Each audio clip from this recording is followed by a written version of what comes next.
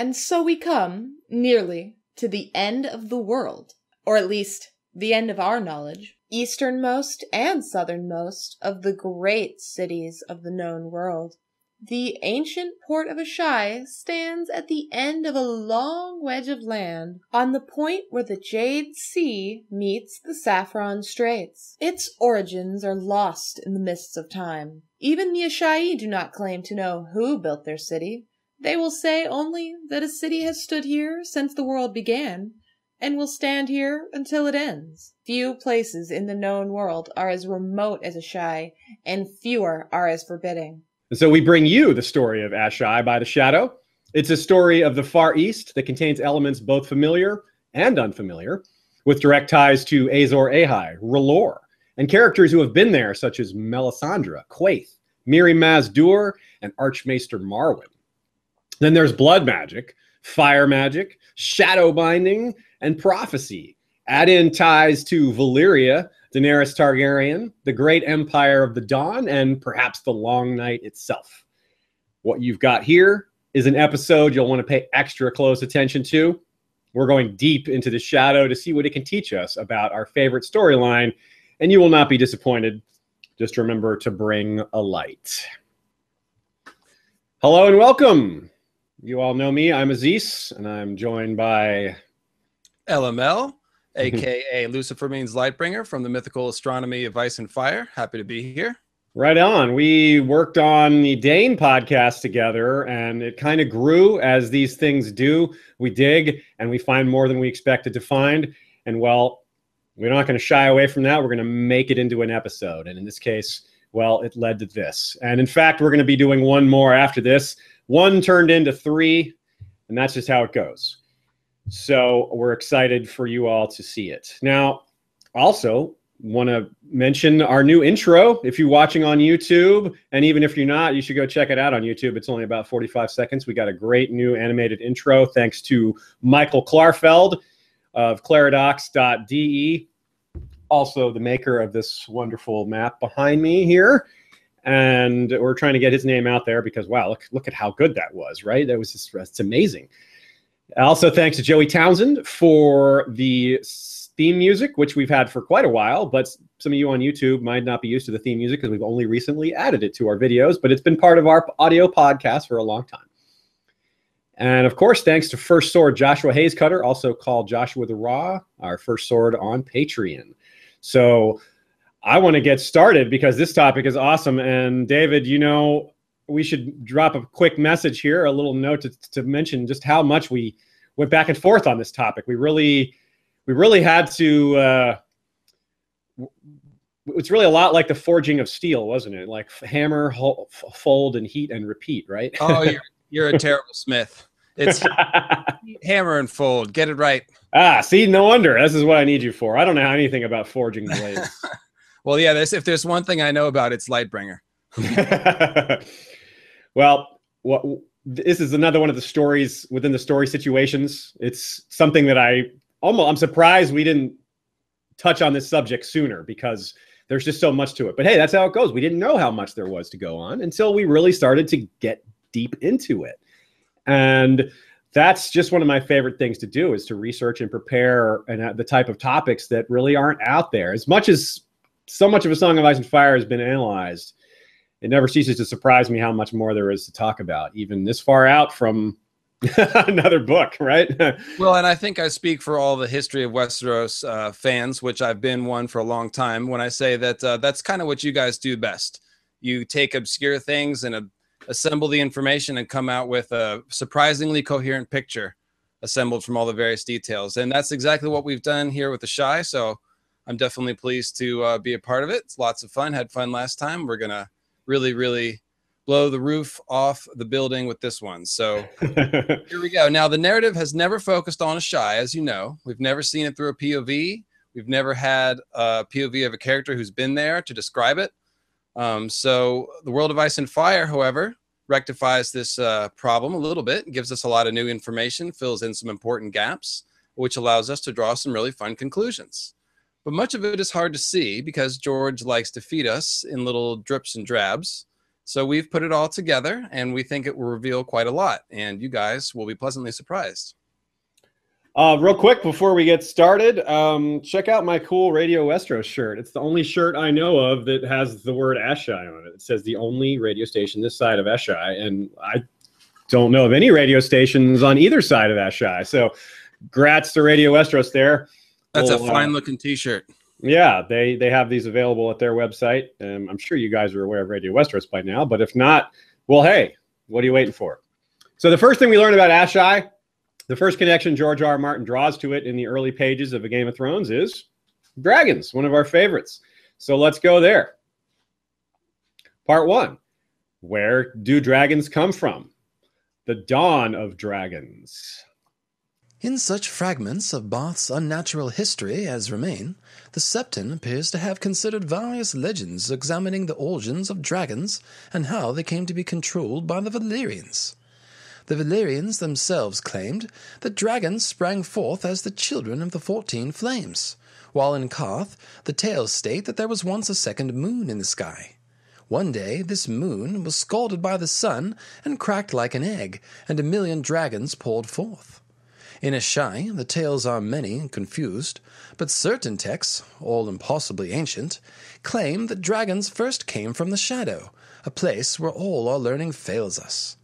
These Asshai histories say that a people so ancient they had no name first tamed dragons in the Shadow and brought them to Valyria, teaching the Valyrians their arts before departing from the annals. Yet if men in the Shadow had tamed dragons first, why did they not conquer as the Valyrians did? Though Maester Yandel goes on to say he sides with the Valyrian story, he's not confident, and I'm inclined to believe the Asshai version. What's more, they can both be true to an extent. We don't have to believe just one or the other. They can both contain grains of truth. Dragons didn't all have to come from one place, after all, unless the Qartheen got it right and they really did come out from the center of a broken moon. That's probably a metaphor, though, huh? Yeah, that's my take on it. I mean, when a moon cracks or explodes, the dragons that pour forth are going to be the meteor kind. And people have been describing meteors and comets as dragons and fiery snakes for thousands of years, blah, blah, blah, blah, blah. So that's not even really that big of a mystery. The question is it only a metaphor? Or could this event also have had something to do with the magical origin of dragons? I mean, it's a fantasy novel, so there's really no reason why it couldn't be both. But I don't think so in this case, because I think this moon explosion was the cause of the Long Night, and we have a lot of evidence that dragons existed prior to the Long Night. And that's what we're here to discuss, or at least one of the things. The existence of dragons prior to Valyria and prior to the Long Night. Right. Meteors, fake dragons or not, the real flapping and flying, toothing and clawing dragons, as far as they go, our confidence that Asshai is at least a place of origin, if not the place of origin. It comes from several different sources. But first, we're going to prove, as best as we can, that dragons were around before Valyria, to leave no doubt.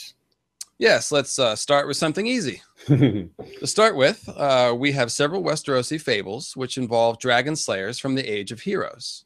There's good old Serwyn of the Mirror Shield, who slew the dragon Urex by approaching from behind his mirror shield and spearing him through the eye with a very well-placed spear throw. Brienne talks of Sir Galladon of Morn, who slew a dragon with his magic sword called the Just Maid.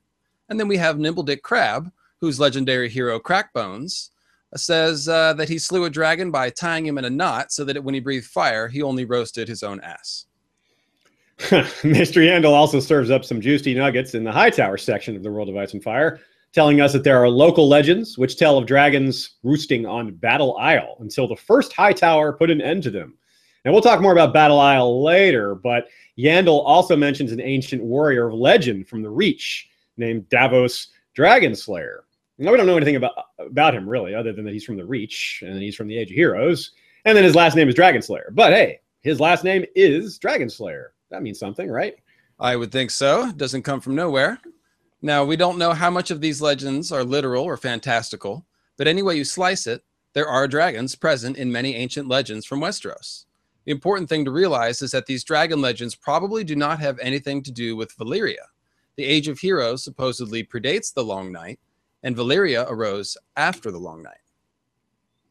Furthermore, it's made very clear in the World of Ice and Fire that Valyria never came to mainland Westeros until Aegon the Conqueror set foot on the shores of modern-day King's Landing. Now, the question is, where do the dragons in these stories come from? It seems odd that the First Men would have a bunch of stories about dragons if no dragons had ever come to Westeros. And if any of these myths do predate the Long Night, as they are said to, then we might be dealing with some kind of fuzzy, stylized memory of an ancient dragon presence in Westeros.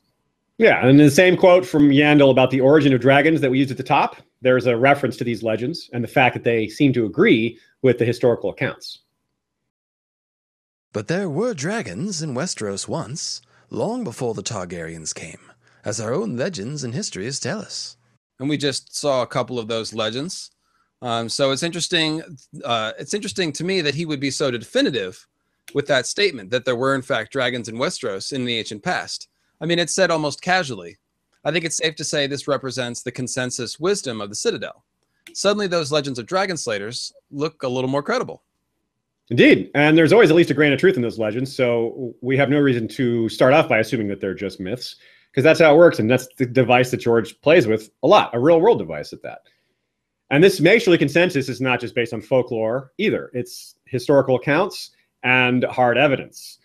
It tells us that Maester Vanyan's against the unnatural, quote, contains certain proofs of dragons having existed in Westeros even in the earliest days, before Valyria rose to be a power. We know that the Maesters, Westeros' primitive version of archaeologists, dug up giant bones to confirm the existence of giants. And so it's likely that these proofs are, in fact, dragon bones. Yeah, and this is even confirmed at the end of that quote from Yandel concerning the origin of dragons. If dragons did first spring from the 14 flames, they must have been spread across much of the known world before they were tamed. And, in fact, there is evidence for this, as dragon bones have been found as far north as Ib, and even in the jungles of Sothorios. So there you go. It's not even controversial. Dragons existed before Valyria did, and they spread across the globe, even to Westeros, it would seem. But the question remains, where did they come from? The only candidate mentioned other than Valyria is Asshai-by-The-Shadow, and it just so happens that Asshai is intimately linked with dragons from the very beginning of Book 1. Yeah, dragons in the shadow. The first 5 times Asshai is mentioned in A Game of Thrones, 4 of those times involve dragons. So that's why we are so set on it having a direct association, something that George wanted us to think. The first time Asshai appears at all, well, we're immediately made associated as a place where dragons come from, in fact. One egg was a deep green, with burnished bronze flecks that came and went, depending on how Dany turned it. Another was pale cream, streaked with gold. The last was black as a midnight sea, yet alive with scarlet ripples and swirls. "What are they?" she asked, her voice hushed and full of wonder.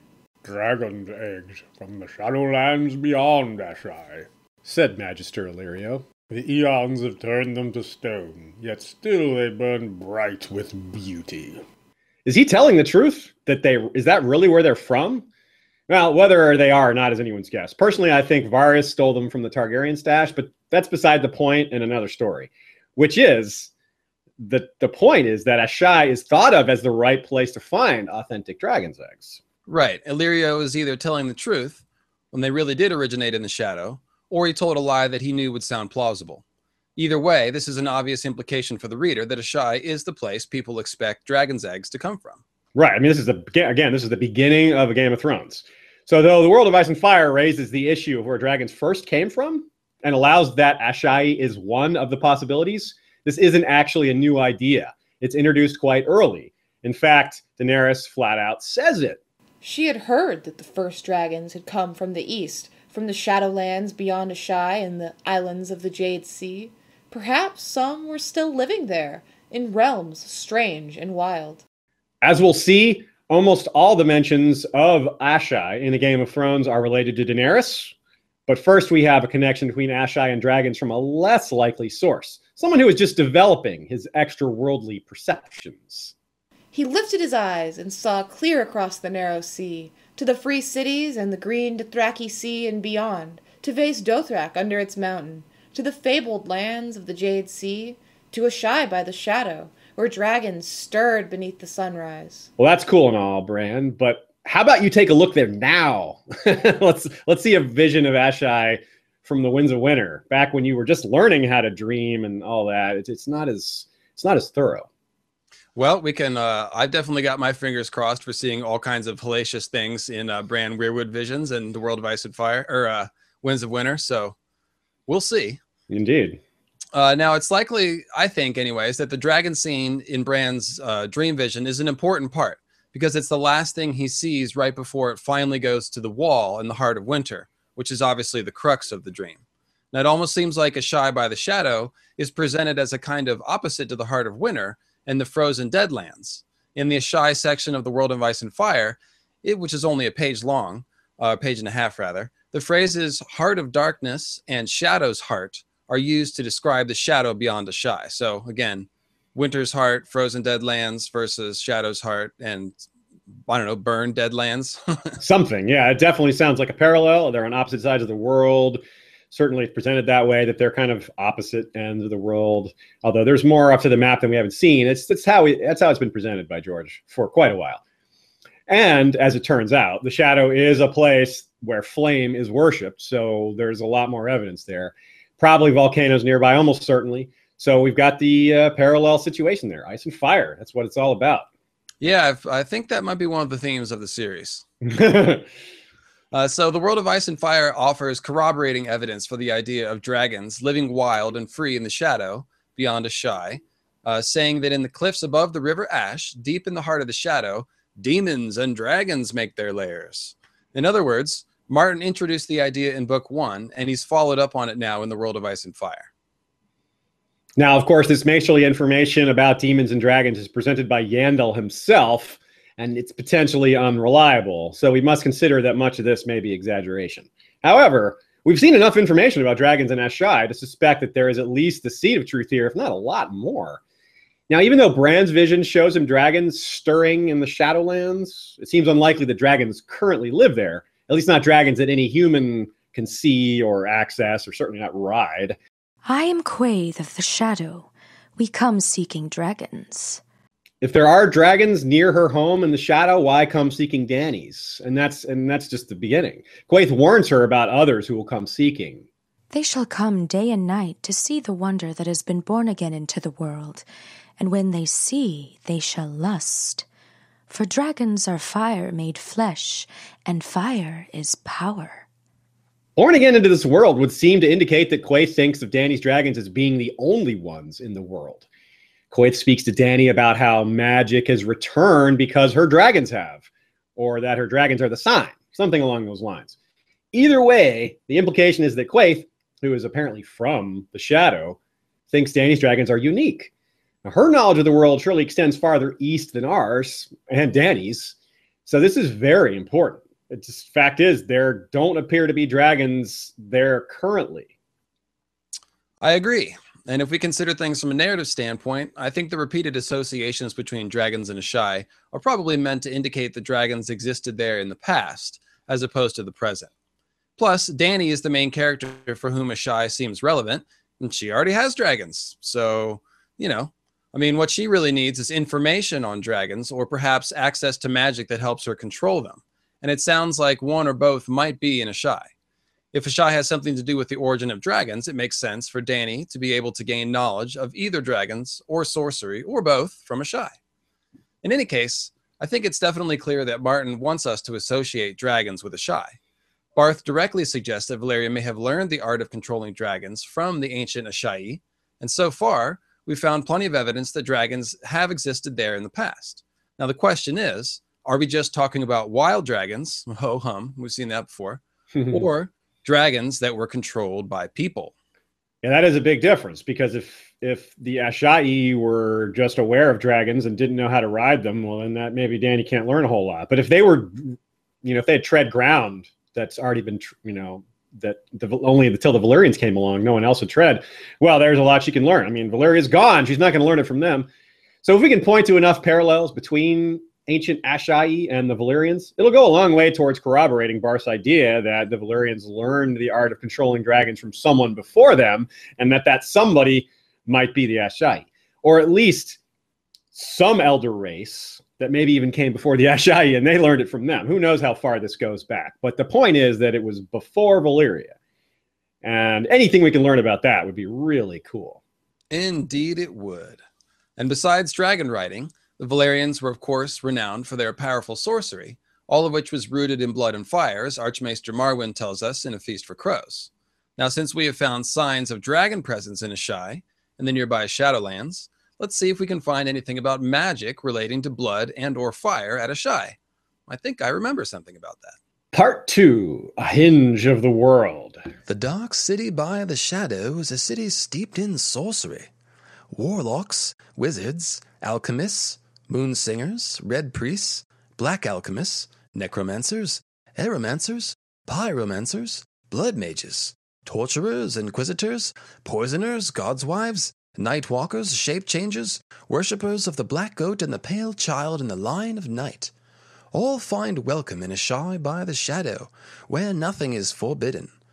Here they are free to practice their spells without restraint or censure, conduct their obscene rites, and fornicate with demons if that is their desire. All righty then. That torrent of dark-sounding magic with user types... That torrent of dark-sounding magic user types is, well, awesome. It's a heavier-hitting version of the info that comes along with Asshai's mentions as the Game of Thrones moves along past the early chapters. We start to go beyond the dragon connection, learning other tantalizing pieces of information. There are several mentions of magic users, exotic caravans, and things. Some of the statues were so lovely they took her breath away. Others so misshapen and terrible that Dany could scarcely bear to look at them. Those, Ser Jorah said, had likely come from the Shadowlands beyond Asshai. Indeed. Is this foreshadowing or foreshadowlandsing? Something like that?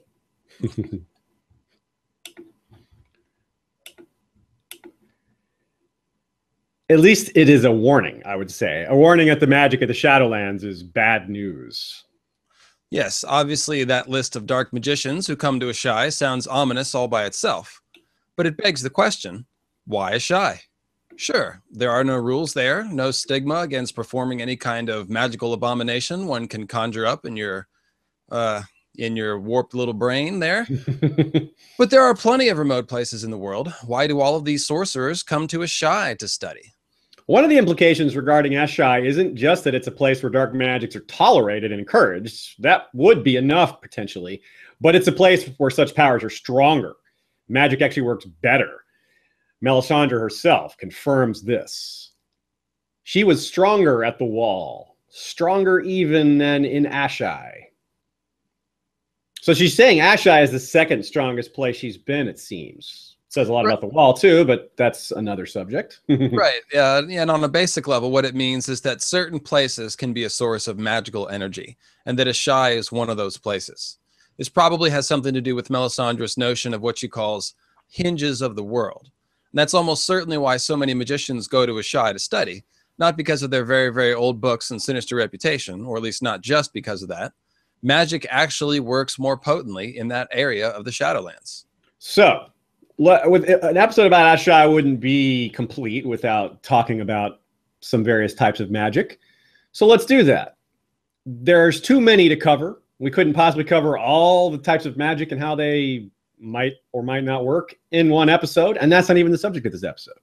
So we can't cover them all in full detail here. But we will cover those that are related to Asshai in ways that are relevant to the storyline. Starting with blood mages. Blood magic is the darkest kind of sorcery. Some say it is the most powerful as well. Well, maybe Qyburn is right. It's associated with some of the nastier things we've seen, such as the topic they were discussing in that quote, the Valonqar prophecy. But seeing the future isn't terribly special, as funny as that sounds. Many, perhaps all forms of magic in A Song of Ice and Fire seem to provide that in some form or another. Basically, there's just lots of prophecies and foretellings in A Song of Ice and Fire. We see resurrection in many forms too, but that's certainly more unusual. The first brand of raising the dead comes immediately, and it's associated with the others. It is incomplete, though. The raised dead are not as truly alive as they once were. In fact, they don't seem very alive at all. But the next time we see any form of resurrection magic, the person brought back is even less capable. They can't even walk around and fight people. And it has nothing to do with the others in this case. We're talking about Coma Khal Drogo. The deed was done with blood magic rather. You can call it black magic too, sure. And the trail leads back to Asshai. Now, we don't know if Maggie the Frog is from Asshai or not, but Maggie is a bastardization of Magi or Magi. And the only other person called that who bears that title showed what she was capable of, and it was uglier than Maggie herself. Indeed, this other Magi turned an unborn baby into a corpse dragon and Khal into a vegetable. No, she pleaded. Save him and I will free you. I swear it. You must know a way. Some magic. Mirri Maz Duur sat back on her heels and studied Daenerys through eyes as black as night. There is a spell. Her voice was quiet, scarcely more than a whisper.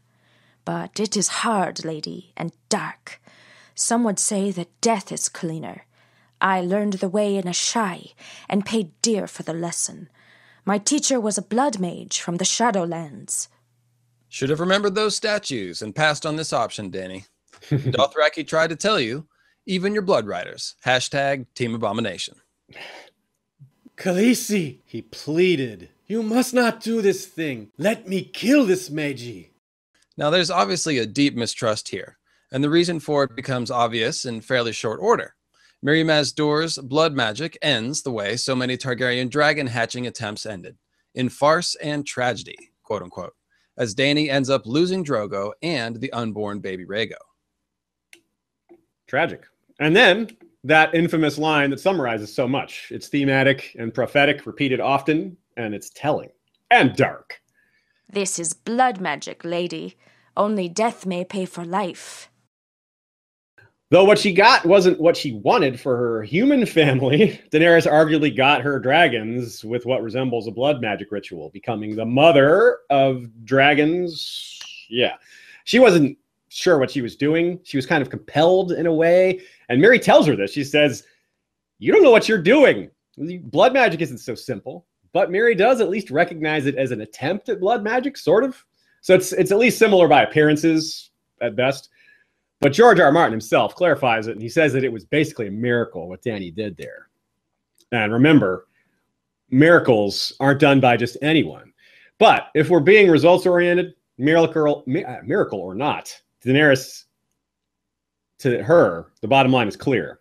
Dragons came out of this. The result was dragons. It's very straightforward. How is very hard to tell, but the result is simple. The symbol of her house is restored. The power of her ancestors recalled. Not just House Targaryen, but the freehold of Valyria. That's right. Dany's miraculous waking of dragons from stone eggs seems 100% consistent with Valyrian magic, rooted in blood and fire. Dany's blood magic is performed with a ton of fire, of course, and plenty of blood, for that matter. Overhead burns the red comet, my friend, and Dany calls it the Dragon's Tail, while the Dothraki named it Sharakia, the burning star. Now, I don't think it's a coincidence that the red comet is associated with fire and blood and appears overhead when Dany performs her fiery blood magic miracle, quote unquote. This miracle also seems to check all the boxes for the Azor Ahai Reborn prophecy, as many have noticed. And if you think about it, the original Azor Ahai forged Lightbringer, the flaming sword, with blood magic. Yeah, that's huge. But at the time, this is where it's important to remember the timeline of events.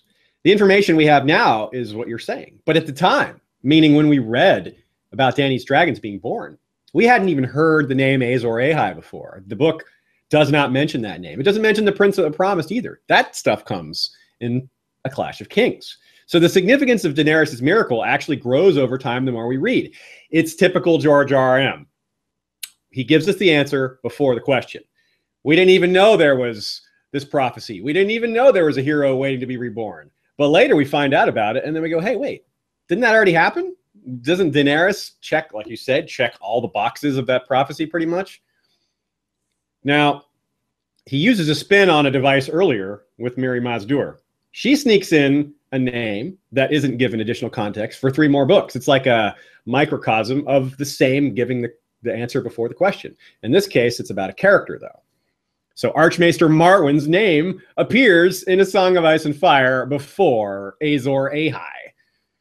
Impress your friends with that one. Make a bet with them and you'll win. So let's move on to an Archmaester in Asshai. A maester from the Sunset Lands opened a body for me and showed me all the secrets that hide beneath the skin. Sir Jorah Mormont spoke up. A maester? Marwyn, he named himself. This is a good time to remind people that advanced scientific knowledge, especially the practical sort like anatomy and healing, most people in Westeros or in Planetos all around are going to see it as magic. They think of it as magic, like it's just healing magic or something, or at least a cousin of magic. Now to us, the reader, it's very distinct. We know the difference clearly. Well, we usually know the difference. Sometimes the line is blurred, but we're at least aware of the possibility that it's mundane and not supernatural. But we have to see things through the eyes of the characters, not just ourselves as readers. We have to remember what they're seeing. Yeah, that's a really great point, Dries. I don't to raise Aziz. I don't really have anything to add. I'm dead. Raise Aziz. No dabbling in necromancy. I just wanted to say that's a good point. There's an Asimov quote, I think, about any science that's suitably mysterious or advanced appears as magic. It's indistinguishable from magic, something like that. So that's what we're talking about here. Unless you're aware of that concept, I suppose. And even in that case, it still might seem like mind-blowingly like, wow, how is that possible? I mean, we all probably see once a week or so someone posts on a YouTube video on Facebook that we go, how is that possible? And it's sometimes just like, something really mundane, but awesome. Now, here's where we recall the flip side to healing too. It's not just this. The healing is certainly a science, and talking about anatomy, and there's magic potentially involved. But we're talking about the Citadel, so there's probably not much magic involved in what the Citadel teaches. Perhaps none at all, except on the fringes. And Archmaester Marwyn, well, he is on the fringes, but we have to remember that healing has a flip side. The Citadel is expert in a few things on the darker side as well, and again, that doesn't mean magic. It's the Citadel after all. But chemistry can be powerful. Just like the magic in Asshai seems to be on the darker side, so it is for the science. We'll call it dark chemistry. That's like a really bad band name right there, like a very bad emo goth band or something. Cresson no longer recalled the name the Asshai gave the leaf, or the Lysine poisoners the crystal. In the Citadel, it was simply called the Strangler. Dissolved in wine, it would make the muscles of a man's throat clench tighter than any fist, shutting off his windpipe. They said a victim's face turned as purple as the little crystal seed from which his death was grown. But so too did a man choking on a morsel of food. So even some of the darker secrets held at the Citadel originate in Asshai. Cresson probably shouldn't have tried using a secret of Asshai on someone called Melisandre of Asshai. Probably not a secret to her there, guy. Now, of course, Cresson's death by the Strangler was only an appetizer for a more important victim, Joffrey, of course. So even Sansa had a touch of Asshai in her arc and on her head. Yes, that's right. Joffrey was poisoned by those black amethyst gems hidden in Sansa's hairnet, and they were from Asshai. They drank the moonlight in one scene, just like Asshai drinks the light, and they were a purple so dark it looked black, which is the same description as Darkstar's eyes. And I don't know what that means. It's just interesting. It might be a thematic resonance kind of thing, like the dark purple might symbolize, evil stuff, and Darkstar certainly had bad news, so it fits. If that was George's intent, it certainly fits. Mel being unaffected by the Strangler, how about that? It made her seem supernatural at the time, like you're introduced to this character, and she's like, Cresson is like afraid of her and thinks of her as magical and all, and she is. There's no doubt. We've seen her POV. We know these things. But this is the first thing we see about her, and much later, we find out that she exaggerates and supplements her authentic powers with tricks. Chemistry tricks. I guess her favorite band is Dark Chemistry. Nah. She uses powders as much as she uses powers, basically. She says they can create lust, fear, and truth. They can dazzle and even kill. And where did she learn to use these powders she knows so well? Well, quite likely the same place she used to learn her powers so well. Through her point of view, we learn that she knows how to make these powders. But the ingredients originate in Essos, and it's likely enough Melisandre acquired these things in Asshai, and some are probably native to that area. She seems to be an expert, or at least a bit of an expert on these things, so we should consider that she may just be immune to the Strangler through a built-up tolerance, rather than just because magic. Now, it could be because magic for sure, but we shouldn't be so sure. I love that we have a good reason to believe in both natural and supernatural possibilities and how George weaves the two together so well. Indeed. It could be either, it could be both. We have no way of knowing, and it's a great mystery either way. As Melisandre herself does, but she's already at the wall, meaning she herself merges the supernatural and the natural so well. Her character is kind of emblematic of the two. But she's oblivious of Dany. Marwyn, who also seems to have a similar understanding, without the obliviousness, is making his way to Daenerys now. So among all the things he can do for her or teach her, what he learned in Asshai could be among the most crucial. Yeah, indeed. I mean, there's just so many things he could teach her about, from prophecy to the glass candles that she's already somewhat familiar with. Alaris the Sphinx proves to us that Marwyn knows how to use the candles. He used it to see Sam coming, and he already apparently knows most of what Sam was trying to tell him because he's been using the candle to spy on stuff. I mean, Definitely. he probably learned how those are used in Asshai, or maybe from books of Asshai. And even if he didn't get a chance to test his knowledge until later, I mean, this guy spent 7 years in Asshai and he knows how to use candles. It's probably not a coincidence. After all, the candles have only recently started burning. So, that knowledge that he had, it must have come from somewhere. But, actually, if I could just squeeze this in here, one of my little pet theories is that Marwyn brought a candle with him when he left to go join with Daenerys at the end of A Feast for Crows. And he may actually teach her how to use it. She is a Valyrian after all. So it's kind of her magical birthright in a sense. Now, if this is the case, Dany would have a way to learn much and more, including she could see danger to herself. She could see what's happening in the north even. Bran can see a lot through the trees. Mel and the R'hllor see a lot through living flame, so maybe Dany will see a lot through frozen flame. And in fact, I've wondered if maybe that's how we'll see Asshai. Dany will learn to use the candles and see some foggy vision of our favorite metropolis by the Shadow. Yeah, that's a kind of cool idea. It at the surface, it sounds almost far-fetched, but think relating it to Bran, well, that's why we did that. We related to Bran because now it doesn't seem far-fetched. You look at Bran, you think, well, all these things he's poised to find out, to reveal to the reader through his werewood visions or just being part of the werewood network.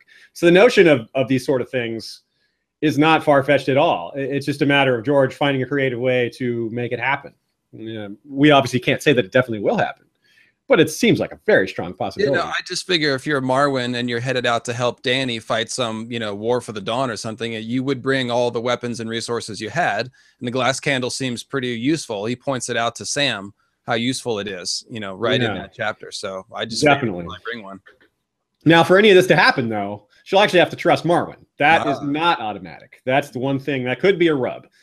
And it could be that she remembers that name from Miri and has a negative association with it. It doesn't have to be something that she thinks clearly about. Dany does have a temper, and bringing up Rhaego could really bring up that anger. So, but she might not hold it against him. It's not like Marwyn was the one that taught her the blood magic that killed Rhaego. That was somebody else. Right. I don't think she will either. But I mean, if she does, when you say hold it against him, what you mean is she might feed him to her dragon. So let's just be clear about that. Yeah. But if the subject does come up, Marwyn might have something interesting to say about Miri too. Who knows? That's true. Maybe all he has to do is throw her under the bus and then he'll be in with Dany just fine. But bottom line, if Marwyn brings dragon knowledge, maesterly knowledge, Westerosi connections, and a glass candle, just maybe, I think she'll have to consider taking him on. Pretty useful guy. And I know this is one of the things I'm definitely looking forward to the most in the Winds of Winter. Yeah, and again, Marwyn was introduced really early in the story, associated with Asshai, associated with the things. I think George had some kind of plan that dates back to the early writings of the story, or his earliest days of his plans for the material. Yeah, that's a good point. But if there is a problem, it will be this connection to Mirian blood magic, I assume, and the death of Rhaego. That, if there's a problem, that's the only one I could see. There could be other ones, but that's the most obvious from where I'm sitting. Speaking of, so obviously, once we see the horrible effects of blood magic, the death of Rhaego and all that, which was learned in Asshai, this is funny. Jorah, right after learning this, starts suggesting, hey, let's go to Asshai. Let's go to this place where Mirri Maz Duur learned this awful magic that killed your son. Let's go there, yeah. In fact, he says it 4 times He's really insistent. An observant reader, in fact, is going to start to expect it. It's like, is this foreshadowing? Is this really going to happen? I mean, it's all said in the first parts of the first two books. So maybe he was maybe he thinks that's the only place he can hide from Varys. It is that might work, actually. No one will find out that he was feeding information this whole time. Exactly. So, yeah, that's a good point. Now they head in the general direction of Asshai, that is, and Team Dany gets lost in the Red Waste. Well done. But eventually the group makes it to Karth. What's funny, though, even in Karth, they're still really, really far from Asshai.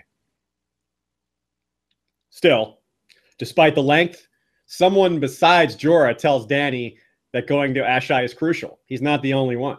That someone is Quaithe, who loves to give advice through riddles and warnings and the like. Shadowbinders. Most sinister of all the sorcerers of Asshai are the Shadowbinders, whose lacquered masks hide their faces from the eyes of gods and men. Indeed, the lacquered mask is something we immediately associate with Quaithe. That and prophecies delivered via glass candle. But the candles don't seem to be a Shadowbinder-only thing. They're a thing, but it looks like a few people know how to use them, especially given Marwyn's example. Now, Quaithe introduces herself as Quaithe of the Shadow, not Quaithe of Asshai, in A Clash of Kings. Yes, and the Shadowbinders seem to be the most badass of all the black sorcerers in Asshai, as they alone are able to journey into this heart of darkness that is the capital S Shadow. Now, do we even want to know what lurks there? Of course we do. And we'll try to figure it out, though we might regret it. But first, let's talk about our favorite lacquer mask wearing Shadowbinder, Quaithe of the Shadow. She's a Shadowbinder with an agenda, and that agenda has something to do with dragons. Again, more Asshai dragon shadow connection. The first time Quaithe meets Dany, she warns her that people will attempt to take her dragons. The second time is the last encounter she has with her in person. From then on, Quaithe starts appearing in her dreams. And Quaithe gives this advice. To go north, you must journey south. To reach the west, you must go east. To go forward, you must go back. And to touch the light, you must pass beneath the shadow. Asshai, Dany thought. She would have me go to Asshai? Will the Asshai give me an army? She demanded. Will there be gold for me in Asshai? Will there be ships? What is there in Asshai that I will not find in Karth? Truth, said the woman in the mask, and bowing, she faded back into the crowd. What does Dany need to learn in Asshai? What is this truth? To go back. She's talking about the past, maybe. It must be important, though. Quaithe repeats this line to Dany in her dreams early in A Storm of Swords, and then again later. Yeah, indeed. That is the million-dollar question. What is this truth? I mean, it might be the whole reason for the entire build-up around Asshai throughout the novels. I think so. And given the early and repeated theme of dragons in Asshai, the truth could have something to do with dragons, or could have to do with a lot of things, including dragons. The Valyrians clearly knew how to tame dragons, whether they invented the techniques on their own or not. But there's no Valyria for Dany to learn about dragons from. So she needs something else. So perhaps George R. Martin's original intention was to have her learn those things in Asshai. As in, he planned for her to go there, but changed his mind. And instead is having her learn things from there without actually going, by meeting people who've been there, etc. Yeah, that sounds like a reasonable guess to me, Aziz. Dragon knowledge seems to be the major thing that Dany's in need of, and it seems to be a theme with all of Quaithe's advice for Dany, particularly in A Dance with Dragons. She dreamed. All her cares fell away from her, and all her pains as well, and she seemed to float upward into the sky. She was flying once again, spinning, laughing, dancing, as the stars wheeled around her and whispered secrets in her ear. To go north, you must journey south. To reach the west, you must go east. To go forward, you must go back. To touch the light, you must pass beneath a shadow. Quaithe, Dany called. Where are you, Quaithe? Then she saw. Her mask is made of starlight. Remember who you are, Daenerys, the stars whispered in a woman's voice. The dragons know. Do you? That's the third time that we hear to go north, etc. from Quaithe.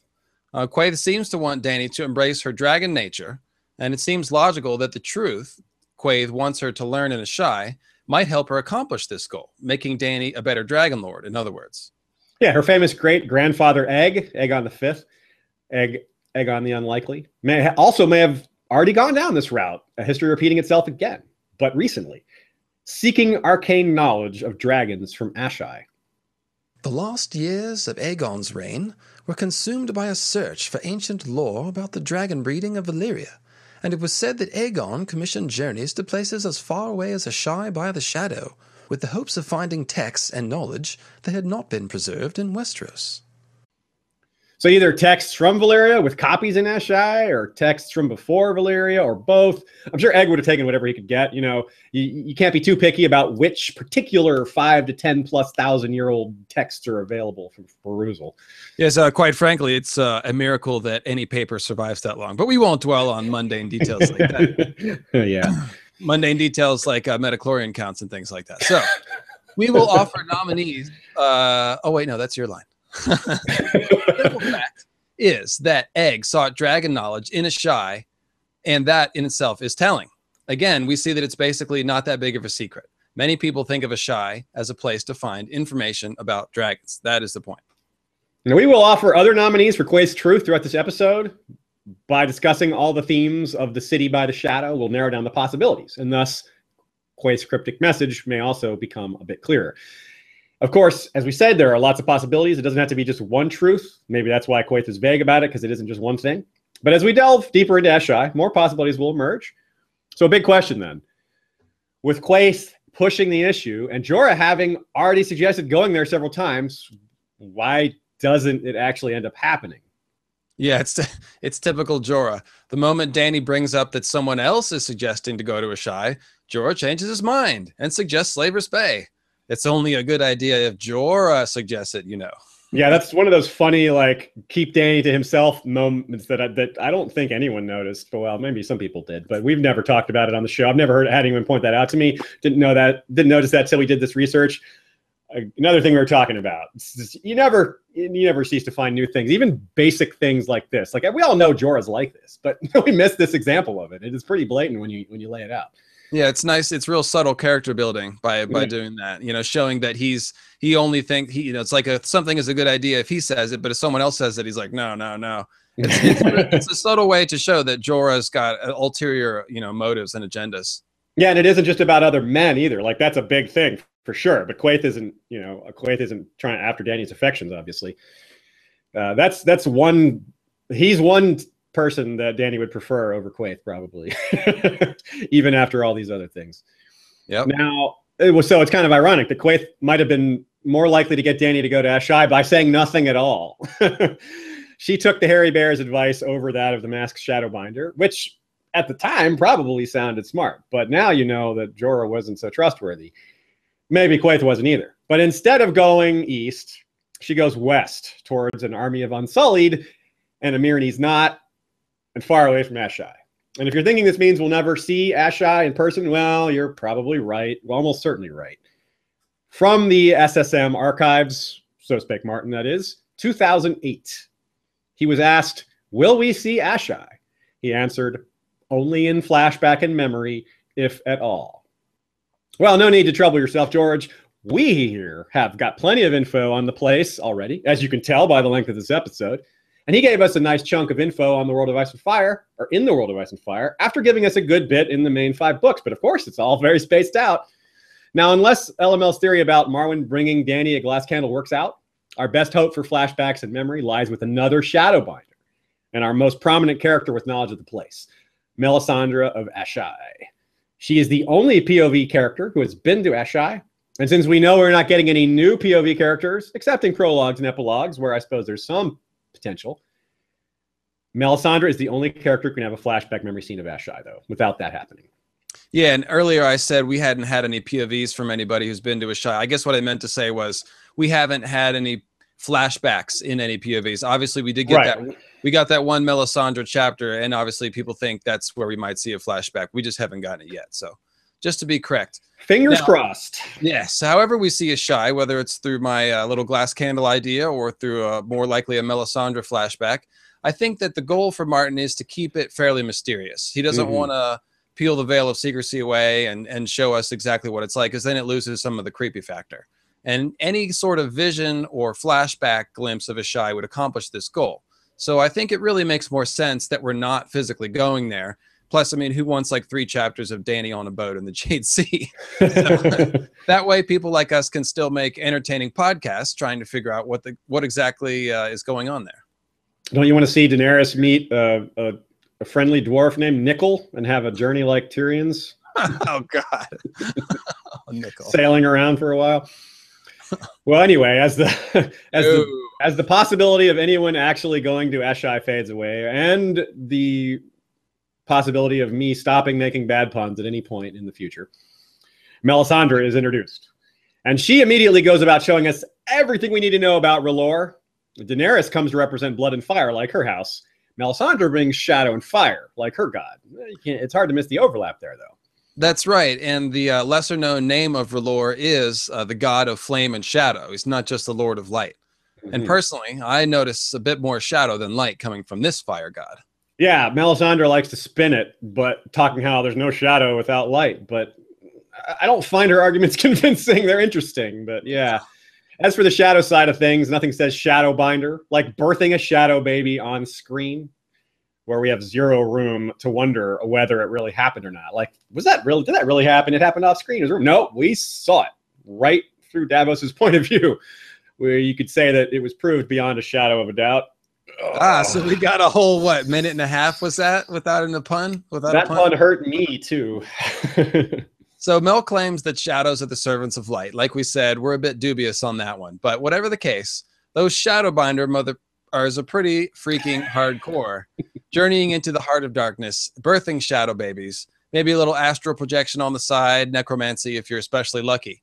Nice, folks. One has to wonder what's behind the mask, just like one wonders what's in the heart of the shadow and what this dark truth is that waits for Dany in Asshai-by-The-Shadow. Yeah, and are there other people like Melisandre there or Quaithe? Good choice not going there, Dany. Good job. Maybe Jorah was right for once, although he was wrong for a while. Eventually, he was right. Eventually, yeah. Right for the wrong reasons. Though there is at least one group of people who would see her in a good light. People of Asshai, that is, one group there. They'd see her as a savior, in fact. And I don't mean the slave she's freed. I mean the savior, not a savior. And those would be the people who worship fire itself as the one true God. The Red Priests. We can't stray too deep into subtopics like this one, or we'll get lost and never find Asshai again. And the Red Priests are a big one. So cutting to the chase, the main point here is that they think Daenerys is Azor Ahai reborn. We don't know about the high priests around Essos, like everywhere, but the high priest of the Great Red Temple in Volantis, which is apparently the largest one, his name's Benero. And he proclaims this regularly to huge crowds, as Haldon explains to Tyrion. Haldon nodded. Benero has sent forth the word from Volantis. Her coming is the fulfillment of an ancient prophecy. From smoke and salt was she born to make the world anew. She is Azor Ahai returned, and her triumph over darkness will bring a summer that will never end. Death itself will bend its knee, and all those who die fighting in her cause shall be reborn. So if the largest red temple in the known world is preaching that, well, it's a big deal even if it's not true, because the people are going to believe the high priest, accurate or not. Benero is not just giving his personal opinion. He's representing the official position of the entire faith as shown to us. The Red Temple is explicitly calling for the Volantines to go to war on the side of Daenerys, and Benero has also sent Makoro to her. Now, to be clear, neither Benero nor Makoro seem to be from Asshai, though we don't have any way of knowing if they've been there. For all we know, it's like some sort of pilgrimage. Like, you aren't a real red priest unless you've gone to Asshai, read the ancient tomes and prophecies, and witnessed the darkness and flame of the shadow, something like that. We can't be specific, but it sounds kind of cool and certainly possible. But either way, I suppose Melisandre didn't get the message.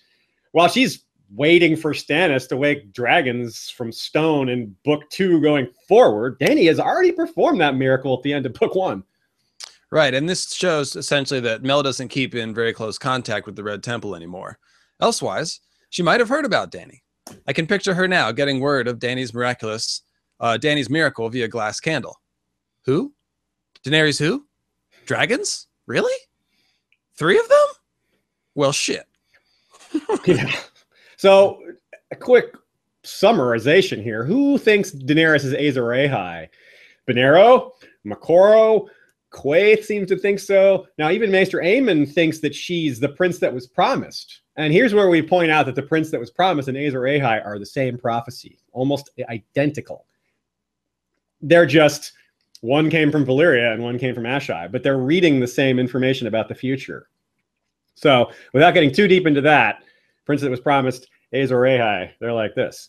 So, it's the same thing. Marwyn the Mage, as much as he is big on the occult and understanding it, he's not actually big on prophecies. He doesn't think they can be fully trusted. He doesn't think they're bunk, but he's not big on trusting them fully. The wording, the wording can easily throw you. But despite that, he's still going to Dany, sailing to Dany to see what's up. Yeah, it's one of those things. Prophecy will bite your you-know-what off, but goddamn, if you just can't help, keep coming back for more. And I think what's interesting is that all these people that see Dany as Azor Ahai look at the dragons as proof. So it's well known that Azor Ahai Reborn has something to do with dragons. Definitely. And of that group, let's consider how they might be a help to Dany. Quaith might be offering help, but she doesn't exactly speak plainly. And it's hard to see how much help she can give from afar. Aemon can't do any helping. He's dead. Marwyn certainly may be of help. But the Red Temple throwing weight behind Dany, that's probably the biggest thing. The slaves in Volantis tend to follow the Red religion, and we've seen multiple signs of the Red Temple stirring them up for a revolt. But these are not the good guys necessarily. Helping Dany doesn't make them good people.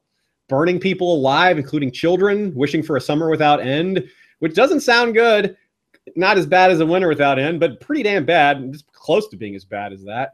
Drawing forth shadow assassins from the life fires of a human being. This is ominous stuff. This isn't good guy stuff. Plus, Quaith even warns against Makoro. He's the dark flame from that list of symbols that are coming to her. Yes, and let's not forget that their hero and savior, Azor Ahai, is famous for stabbing his wife with a sword in what sounds like a blood magic ritual. Legend also says that the moon cracked open when he stabbed Nissa Nissa to forge Lightbringer. So, as I've suggested, Azor Ahai sounds like a little bit of a dickhead and a blood magic user to boot. Yeah, and this all falls in line quite nicely, or perhaps not so nicely, with other high prices paid for magic used in Asshai or magics in general. Now, it's fair to point out that, as we see, rumors can go far from the truth. Daenerys is already being blamed for Quentyn's death, even though she wasn't even there. Now, that's something we have to remember about the Azor Ahai legend. He may look like a bad guy in some ways. He may not have killed his wife. Maybe he did like Khal Drogo. She was already in a coma. I'm just throwing out very random possibilities just to show that maybe what we know about Azor Ahai isn't quite accurate either, because it's an old story. In fact, we should be sure that it's not quite accurate. Marwyn reminds us of why we can't trust the wording of prophecies. Yeah, but indeed. Regardless of the truth, again, what matters is what people are being told and what they actually believe. Truth doesn't matter in the face of what people believe. And for those who believe Daenerys Targaryen will destroy more than she will save, that she will be an agent of destruction as much as or more so than being a savior, this may be one of your best arguments. It's not just the dragons. That's kind of obvious how much destructive potential they have. But consider hordes of zealots worshiping a god born of fire and shadow in distant Asshai.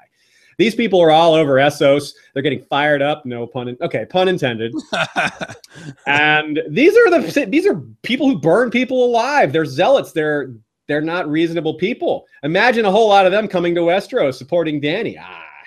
Yikes. Yeah, I mean, this is not she might be able to find a way to use this support. It's not necessarily what she wants, though. Now imagine these people interacting with the Sparrows, two groups of fanatics clashing. Double yikes. I mean, that sounds like a good way to conjure up some actual fire and blood. And I mean the non-magical kind. Yeah, literal fire and blood everywhere. Now, we see a variety of red priests in the books. Makoro and Thoros and Benero, along with Melisandre. And we see them do different things and behave quite differently. I like that. It's realistic. They're from different parts of the world for the most part, too. And Melisandre is the only one we have seen with a fixation for burning people as of yet out of those groups. We know that others do it, but we don't know if it's like something that they do a lot of or just a little. But we're not going to, in any case, we're not going to be surprised if we see other red priests start doing it. Thoros and Beric are the only ones we have seen raising the dead with the fiery kiss, but many people expect Melisandre might tap into this very power to help raise Jon Snow from the dead. Yes, and Thoros, meanwhile, is the only one who can claim to have been one of Robert Baratheon's drinking buddies. So perhaps any day he'll see Dany in his fires. Yeah, so let's take bets on which of these red priests is going to remain ignorant of their own savior being reborn into the world with dragons. Melisandre and Thoros are both two very different red priests, but they're equally ignorant on this at this point. It's almost funny. Despite the differences among their different red priests in the story, flame reading seems to be a power all the red priests have access to, though with differing results. Yes, and I can't also help but notice the similarities between glass candles and the fire visions of the Red Priests, which I kind of alluded to earlier. This draws another parallel between Valorism and Valyrian magic, both rooted in fire and blood. The candles seem to be focused and controlled, like a method for fairly clean and direct communication and astral projection, while the visions, the fire visions, they speak in terms of symbols. So perhaps frozen fire is more stable than living fire? I don't know. In both cases, fire magic seems to be a medium for magical sight. Yeah, I buy it. It's a cool kind of science and magic kind of being combined. You've got, the frozen fire would be more focused than just more stable. Fire. Yeah, I like that idea. Either way, fire, it's not just for burning people anymore. Now let's talk about the culmination of all these magics and the culmination of these prophecies. The center of all this is Azor Ahai. So, of course, we need to delve into him a bit, or her. It is also written that there are annals in Asshai of such a darkness, and of a hero who fought against it with a red sword. His deeds are said to have been performed before the rise of Valyria, in the earliest ages when Old Gis was first forming its empire. This legend has spread west from Asshai, and the followers of Valor claim that this hero was named Azor Ahai and prophesy his return. Now, just like the magical topics, we have a lot we could potentially talk about concerning Azor Ahai, such as other people who maybe are fulfilling the prophecy on their own, because we aren't limited to one Azor Ahai necessarily. But that's one of the things we're going to leave off, because we can't cover Azor Ahai. We can't cover that whole topic here in this episode. It's a bit much. So we are going to cover the legend of Azor Ahai and Lightbringer and how it relates to Asshai, though, and how it relates to Daenerys, because there's so much of Asshai relates around Daenerys. And all these other ideas we've been building up at the same time, well, that's where we're at. Yeah, I was about to say, I'm about 2.5 hour podcasts deep into discussing Azor Ahai, and I'm not finished yet. Yeah, there's no end to that. So let's make a good point here. Now, Valorism is not said to originate in Asshai. The legend of Azor Ahai, however, is said to originate in Asshai. Now, the fact that the R'hllor see Azor Ahai reborn as their prophesied savior means that they have a vested interest in Asshai. The list of dark magicians who are known to frequent Asshai that we quoted from before included red priests. So we can conclude that Mel is not the first to study there, which makes a lot of sense because, again, the prophecy of their savior comes from Asshai. It's like a holy land or something, maybe, in a sense. We've also got this So Spake Martin from way back in 1998, where George lists off some of the various gods worshipped around his world, naming the black goat, the Dothraki horse god, etc. And he finishes by saying, and R'hllor, the god of flame and shadow, worshipped in Asshai in the east, who assumes more importance in a clash of kings. There you go. That shows you right there. George has been associating Asshai and R'hllor since the very beginning, and a lot of these related themes. Oh, man, that's a great find. And in fact, let me say, I love it when you dig through those dusty old SSMs and unearth those little pearls of wisdom like that. Adds a lot, I think. Yeah, it's kind of like our version of digging in the ancient texts of Asshai. It says here in an interview in 1998 that, in any case, it's especially insightful to look at how Martin was conceiving something like R'hllorism early on, because it gives us a clue about what the main narrative purpose was intended to be, and we can see that it had something to do with Asshai. Yeah, and as we know, Melisandre is wrong about a lot of things. She sets her sights on someone who isn't actually Azor Ahai, for example. But we can learn a lot from her anyway, because she gives us such full descriptions of who Azor Ahai is supposed to be. We hear her quote from these ultra-ancient texts from Asshai, not from the So Spake Martin collection, in A Clash of Kings. Melisandre was robed all in scarlet satin and blood velvet, her eyes as red as the great ruby that glistened at her throat as if it too were of fire. In ancient books of Asshai, it is written that there will come a day after a long summer when the stars bleed and the cold breath of darkness falls heavy on the world. In this dread hour a warrior shall draw from the fire a burning sword, and that sword shall be Lightbringer, the red sword of heroes, and he who clasps it shall be Azor Ahai come again, and the darkness shall flee before him. It makes sense that the same old books in Asshai, which speak of Azor Ahai's return, would speak of his original incarnation. It's also interesting to note that Azor Ahai's deeds with Lightbringer are specifically noted to predate Valyria. Another book which speaks about the original Azor Ahai is the Jade Compendium, written by Volantine adventurer Colloquo Votar. Nice name. He sailed to the east and all the lands of the Jade Sea. We're not sure if he went to Asshai or not. He probably did. It's in that area, and he was an explorer of sorts. But it does, either way, corroborate the idea that the legend of Azor Ahai is from that part of the world. Yeah, and the World of Ice and Fire also tells us that there are several parallel myths to Azor Ahai, which talk of a hero with a flaming sword who fought the darkness of the long night, but with names that have been changed to reflect a more local flavor, like Hyrkoon the Hero, from the former empire of Hyrkoon, Nefarion, from the city of Nefer, and Yin-Tar, who is presumably a Yitish version of Azor Ahai. All of these places are east of the Bones Mountains, what you'd call far eastern Essos. Yes. Now, we don't know which of these versions was the original. You know, Azor Ahai might actually not be the original name. It doesn't matter. The point is there was some sort of chain of cultural transmission in the ancient past, and it seems clear that the legend of a guy with a flaming sword who fought the long night is from that area, and it might be specifically from Asshai.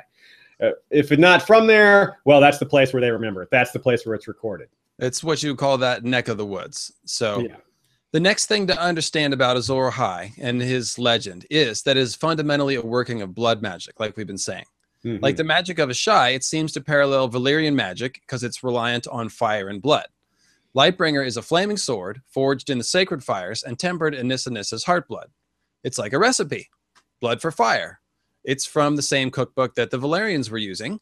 Remember that the Valyrians forged their famous swords in dragon fire and almost certainly with the use of human sacrifice and therefore blood magic. Yeah, and remember that Beric with his undead blood touches his sword and it turns on fire. That harkens to Lightbringer too.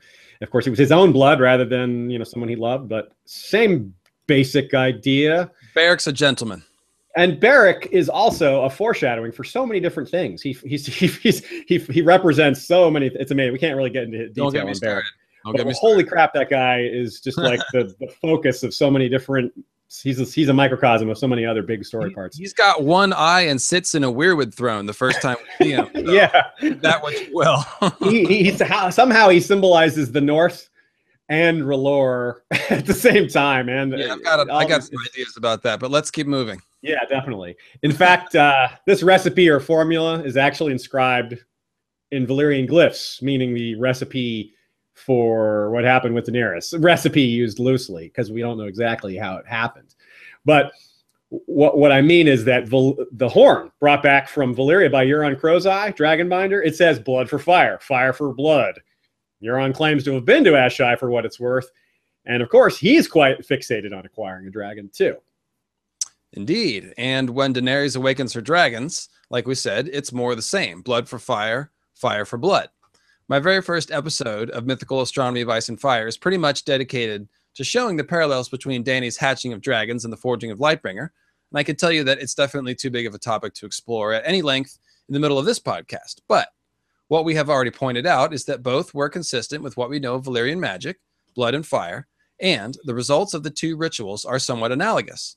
We got either a dragon or a flaming sword. I should say 3 dragons or a flaming sword. But the thing is, the Red Comet is compared to both dragons and flaming swords, as I love to point out.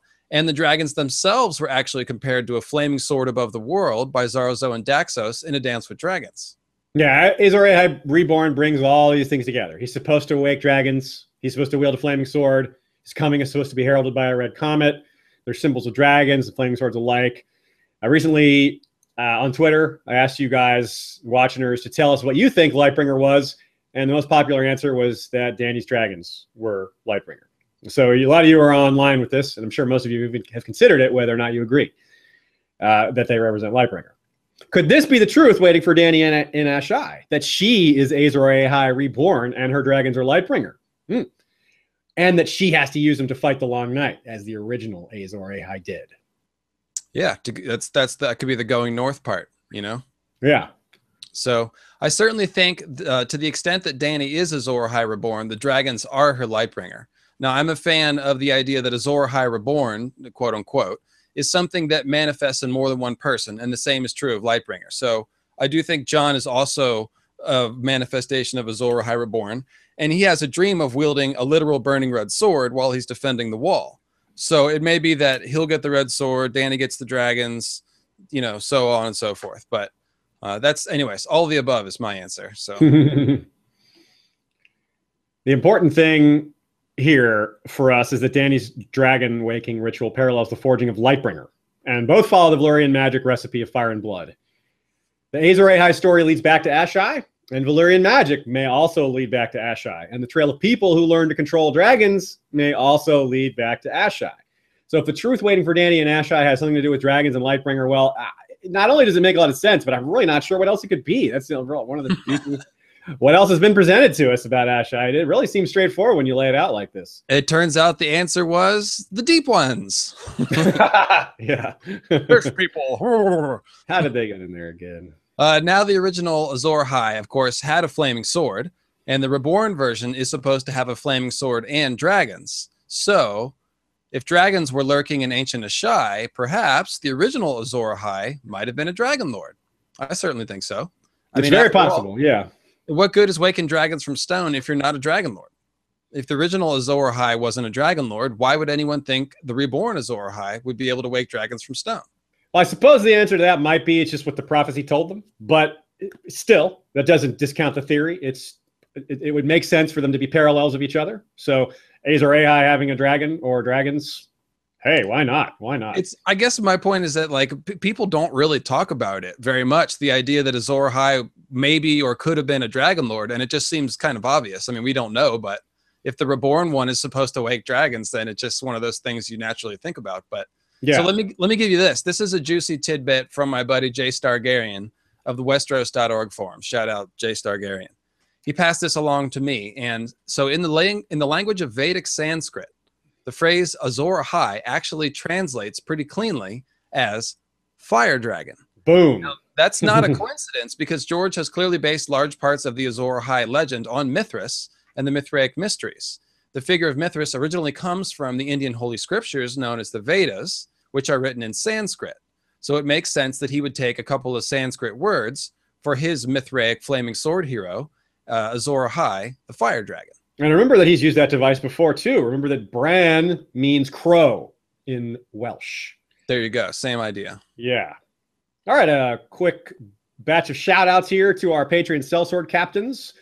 To Peter Blaze of the Emerald Isle, captain of the Werewood Wanderers. To Long Lives, Quick Deaths, Cold Beer, and Warm Women. Daegron, Marshal of the Axe, captain of the Red Tide. Resistance is futile. Garyon Pike, wielder of Grave Embrace, a Valyrian steel axe. He's captain of the Iron Wave. Iron's Kiss is eternal. And also to Captain Darton of the Mother's Men. You can get a motto and sellsword name of your own. Check us out on Patreon/History of Westeros. Dude, your Patreon subscribers their names are getting better, man. Those are some fierce characters. People, they're building off each other. Yeah, everybody sees the cool names, and then people want to get their own. So I love it. I'm all for that. Nothing like having a cool name. All right, part 3. Let's go to Asshai itself, right? Having George R. R. Martin tell us that we'll never actually go to Asshai in a point of view, that we'll only see it in a memory or flashback. Well, that's a bit of a bummer, really. But George is a cool guy, and he may have realized he was leading us on a bit earlier in the series. I mean, we talked about how much Asshai looked like it was going to happen in Game of Thrones, how much it's mentioned, how much Jorah's talking about it, how much Quaithe is talking about it. So he maybe, when he changed his mind, he decided, well, hey, I'm still going to give them some info. So he put some stuff in the World of Ice and Fire. Some good nuggets are in there. So we don't need point of views. Let's go to Asshai on our own. We'll paint the best picture we can. Sounds great. We're going to go fast and furious with this Asshai information, so hold on to your seat. And then we will stop to ponder some of the questions it raises because, well, there's some pretty weird stuff going on here. So as we go through, we'll make note of some of these mysteries, and then we'll take a moment to speculate on them after we're done taking our little guided tour of Asshai in the Shadowlands. We've already seen that Asshai is synonymous with mystery, sorcery, and darkness, and that it's actually a place where magic is more potent. For Westerosi, it is also associated with being far, far away. But that feeling seems to pervade elsewhere as well. The implication is that it probably seems unwelcome and remote, even to people who live a lot closer to it than Westeros, unless you're Jorah Mormont. Now, this is also how rumors about the place spread. In general, sailors are known as a kind of an exaggerating group of people, and sailors represent a huge percentage of the people who go there. So a lot of what the world at large knows about Asshai is filtered through the lens of sailors. So it is appropriate to consider that much of what we know about Asshai might be fanciful. But there's no ignoring the eyewitness accounts of reputable sources like Marwyn and Melisandre and the actual powers of those, like, well, those same people, and Quaithe.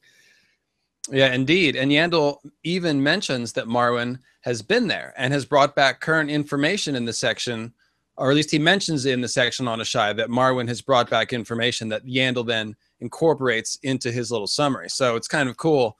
Even this, the World of Ice and Fire, you know, the conceit is that it's Yandel's little fake history book. And so in there, it's like, yeah, and we got some information from Marwan, who's been to Asshai. So that's pretty cool. A little Marwyn shout out. Yeah. The first thing to know about the idea of the shadow is it's not a metaphorical reference to dark magic, although that works as a secondary reference. But the place is literally draped in shadow. Travelers tell us that the city is built entirely of black stone. Halls, hovels, temples, palaces, streets, walls, bazaars, all. Some say as well that the stone of Asshai has a greasy, unpleasant feel to it, that it seems to drink the light, dimming tapers and torches and hearth fires alike. The nights are very black in Asshai, all agree, and even the brightest days of summer are somehow grey and gloomy. Well, there's the infamous greasy black stone. The stone, that stone actually drinks up the light, and we can see that it's a regional effect as well. No wonder it's called the capital S shadow. Yeah, something is seriously messed up there. One has to wonder what is the cause of the darkness that lingers over this area. The area around Asshai is probably worse than inside the city itself, as awful as that sounds. There's a river running through Asshai, and it seems real messed up too. The waters of the ash glisten black beneath the noonday sun and glimmer with a pale green phosphorescence by night. And such fish as swim in the river are blind and twisted, so deformed and hideous to look upon that only fools and Shadowbinders will eat of their flesh. Those blind and deformed fish may well be the only animals in the area of any kind, as Marwyn the Mage reports. An account by Archmaester Marwyn confirms reports that no man rides in Asshai, be he warrior, merchant, or prince. There are no horses in Asshai, no elephants, no mules, no donkeys, no horses, no camels, no dogs. Such beasts, when brought there by ship, soon die. The malign influence of the ash and its polluted waters have been implicated, as it is well understood from Harmon's own miasmas that animals are more sensitive to the foulness exuded by such waters, even without drinking them. Septon Bath's writings speculate more wildly, referring to the higher mysteries with little evidence. Kooky Barth with his higher mysteries spiel. What are you going to do? Well, actually, I'm going to believe him. What about you? Now, elsewhere, Yandel tells us that there are reportedly no children in Asshai. And if animals sicken and die and no plants will grow there, well, it's not a surprise children wouldn't do so well there either. As for the land around Asshai, beyond the walls of Asshai, food is scarce, but gold and gems are common. Though some will say the gold of the Shadowlands is as unhealthy in its own way as the fruits that grow there. What kind of fruit grows in Asshai? Why? Acai berries, of course. Oh, jeez. See, I can do puns too. Yeah. So, not sure about the gold, but Melisandre does use rubies in her magic. They might be a special kind of shadow ruby, perhaps. Sure, yeah, why not? And a bit later on, it says, beyond the walls of Asshai, little grows save ghost grass, whose glassy, glowing stalks are inedible. So when you go to Asshai, make sure to bring a snack or several. The city itself, if we examine it, it might help narrow down the source of this toxicity that permeates the area, or at least we might narrow it down a little bit if we can't get the full answer, because we probably won't get the full answer. Asshai is a large city, sprawling out for leagues on both banks of the Black River Ash. Beyond its enormous land walls is ground enough for Volantis, Karth, and King's Landing to stand side by side, and still have room enough for Old Town. Wow, Asshai is freaking huge. This is one of the most interesting things that we learned in all of the World of Ice and Fire. It's literally the largest city anyone has ever heard of, and it's older than time, built by somebody whose name is forgotten. This raises all kinds of questions. Why is it so big? Who built it that way? And who would need such a large city thousands of years in the past? The mystery deepens when we learn that this city of greasy black stone is not a metropolis, but an ex-metropolis. Yet the population of Asshai is no greater than that of a good-sized market town. By night, the streets are deserted, and only 1 building in 10 shows a light. Even at the height of day, there are no crowds to be seen, no tradesmen shouting their wares in noisy markets, no women gossiping at a well. So massive amounts of unused space and lack of markets despite ample wealth. There's a lot we can glean from this. Why is there so much unused space? Where did everyone go? I don't assume it was built like this. Given what we know so far, why the majority would stay away, let alone migrate, despite what is probably a very low demand of real estate. It might even be free. You could just walk into a house and take it to say, hey, this is my house now. But people aren't going. Most people are not willing, but some are. Ambition for wealth can easily overcome such considerations for some types of people who no doubt convince themselves their fears are unreasonable. Despite its forbidding aspects, Asshai-by-The-Shadow has, for many centuries, been a thriving port, where ships from all over the known world have come to trade, crossing vast and stormy seas. Most arrived laden with foodstuffs and wine. We know why they bring food to trade. Asshai essentially has none of its own, and water too. But they have lots of wealth. Golden gems are called common. And this is well known. Word spreads when you pay high prices for something like food. You want to give gold and gems for food. Yeah, people are going to be interested in that. But Asshai has magical knowledge to offer also. We've seen all manner of magicians and sorcerers come to Asshai to study the arcane arts. And Miri Mazdur herself tells Dany that she went to Asshai by caravan when she was younger to learn magic and healing arts herself. Yeah, we're talking trade. We've already seen that Asshai deals in various types of poisons and powders, and that poisoners are amongst the people who apparently go there. That was in the list. And occasionally, they deal in dragon's eggs, if Illyrio can be believed, along with certain things spoken of only in whispers, things that cannot be found anywhere upon the earth, save in the black bazaars of Asshai. Another item we hear of that comes from Asshai is dragonglass. And this is important because it indicates some amount of volcanic activity.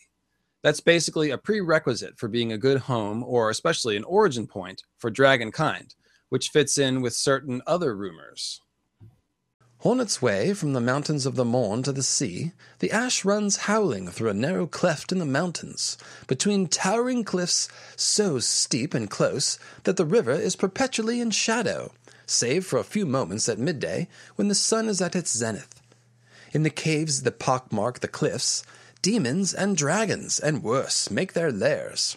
The farther from the city one goes, the more hideous and twisted these creatures become, until at last one stands before the doors of Stygai, the corpse city at the shadow's heart, where even the Shadowbinders fear to tread. Or so the stories say. Well then, so that concludes our guided tour of Asshai-by-The-Shadow. Please exit to the rear doors. We encourage you to take advantage of the gift shop in the Stygai Visitors Center, where you can find a lovely little sculpture of a demon riding a dragon.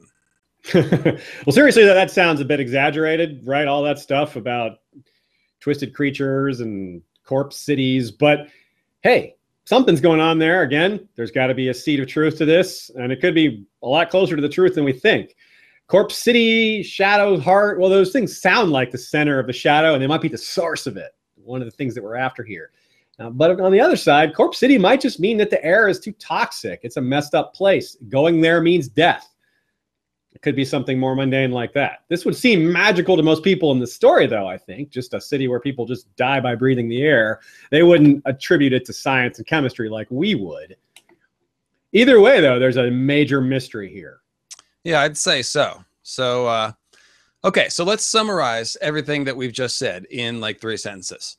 Asshai is the city in the world, but 9 buildings and 10 are empty. It's built of greasy black stone, which drinks up the sunlight, and shadow and darkness cloak the city and land all around it. Exports are gold, gems, dragon glass, and poison. It's called a hinge of the world, where magic is stronger, and magicians of the darkest variety come there to study. There are no children or animals in Asshai. Hardly anything grows nearby, and there's a nasty toxic river running through it.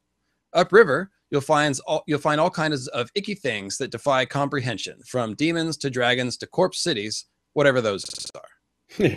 Is this just what it's always been like? That's a big question, but I would say probably not. Just because it's relatively empty now doesn't mean it always was. It's very reasonable to think that all those abandoned buildings weren't always abandoned. Part 4, Deus Ex Metropolis. All right, time for some speculation. Some of it wild, some of it not so wild, all of it fun. You know we won't just be pulling things out of our Shadowlands. We wouldn't do that to you for a lot of reasons.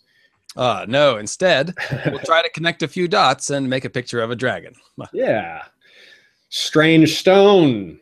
Let's start with that greasy black stone and the questions about lingering toxicity and shadow. The stone is said to drink the light around it, dampening hearth fires even. I wonder if it dampens heat as well, as that would be very useful in a hot place, but drinking the light, that sounds like the last thing they'd need is more darkness. I mean, how do you study ancient texts when the very walls are stealing your reading light? The black stone might explain the darkness around Asshai itself. In fact, it has to be part of it. But of course, the entire area seems shadowed and blighted. So unless the hills themselves are made from greasy black stone, there is probably a deeper level of causation here to explain the darkness and shadow, especially given the vague notion that there's a source or heart of the shadow. So yeah, guessing the stones are just making things worse. And we're going to go a little bit more in depth on the oily black stones in our next joint episode. Details to come. But for our purposes here, we just want to mention the next largest assemblage of black stone after Asshai, which is found in the jungles of Sothorios at the ancient city of Yin. A ruin older than time, built of oily black stone. Yin has remained a desolation for many thousands of years, yet the jungle that surrounds it on every side has scarce touched it. Yin does not have a toxic river ash or a heart of shadow to explain it, at least not that we know of. We only have the oily black stone, and plants won't come near it. That's a clue that the oily black stone of Asshai might itself be a source of corruption. What if the ancients didn't know the stones would have the effect they did when they were first made? Like they didn't know the toxicity built into it, in other words. That would add a tragic note to an ancient story. Making a city out of toxic stone by accident? Oops.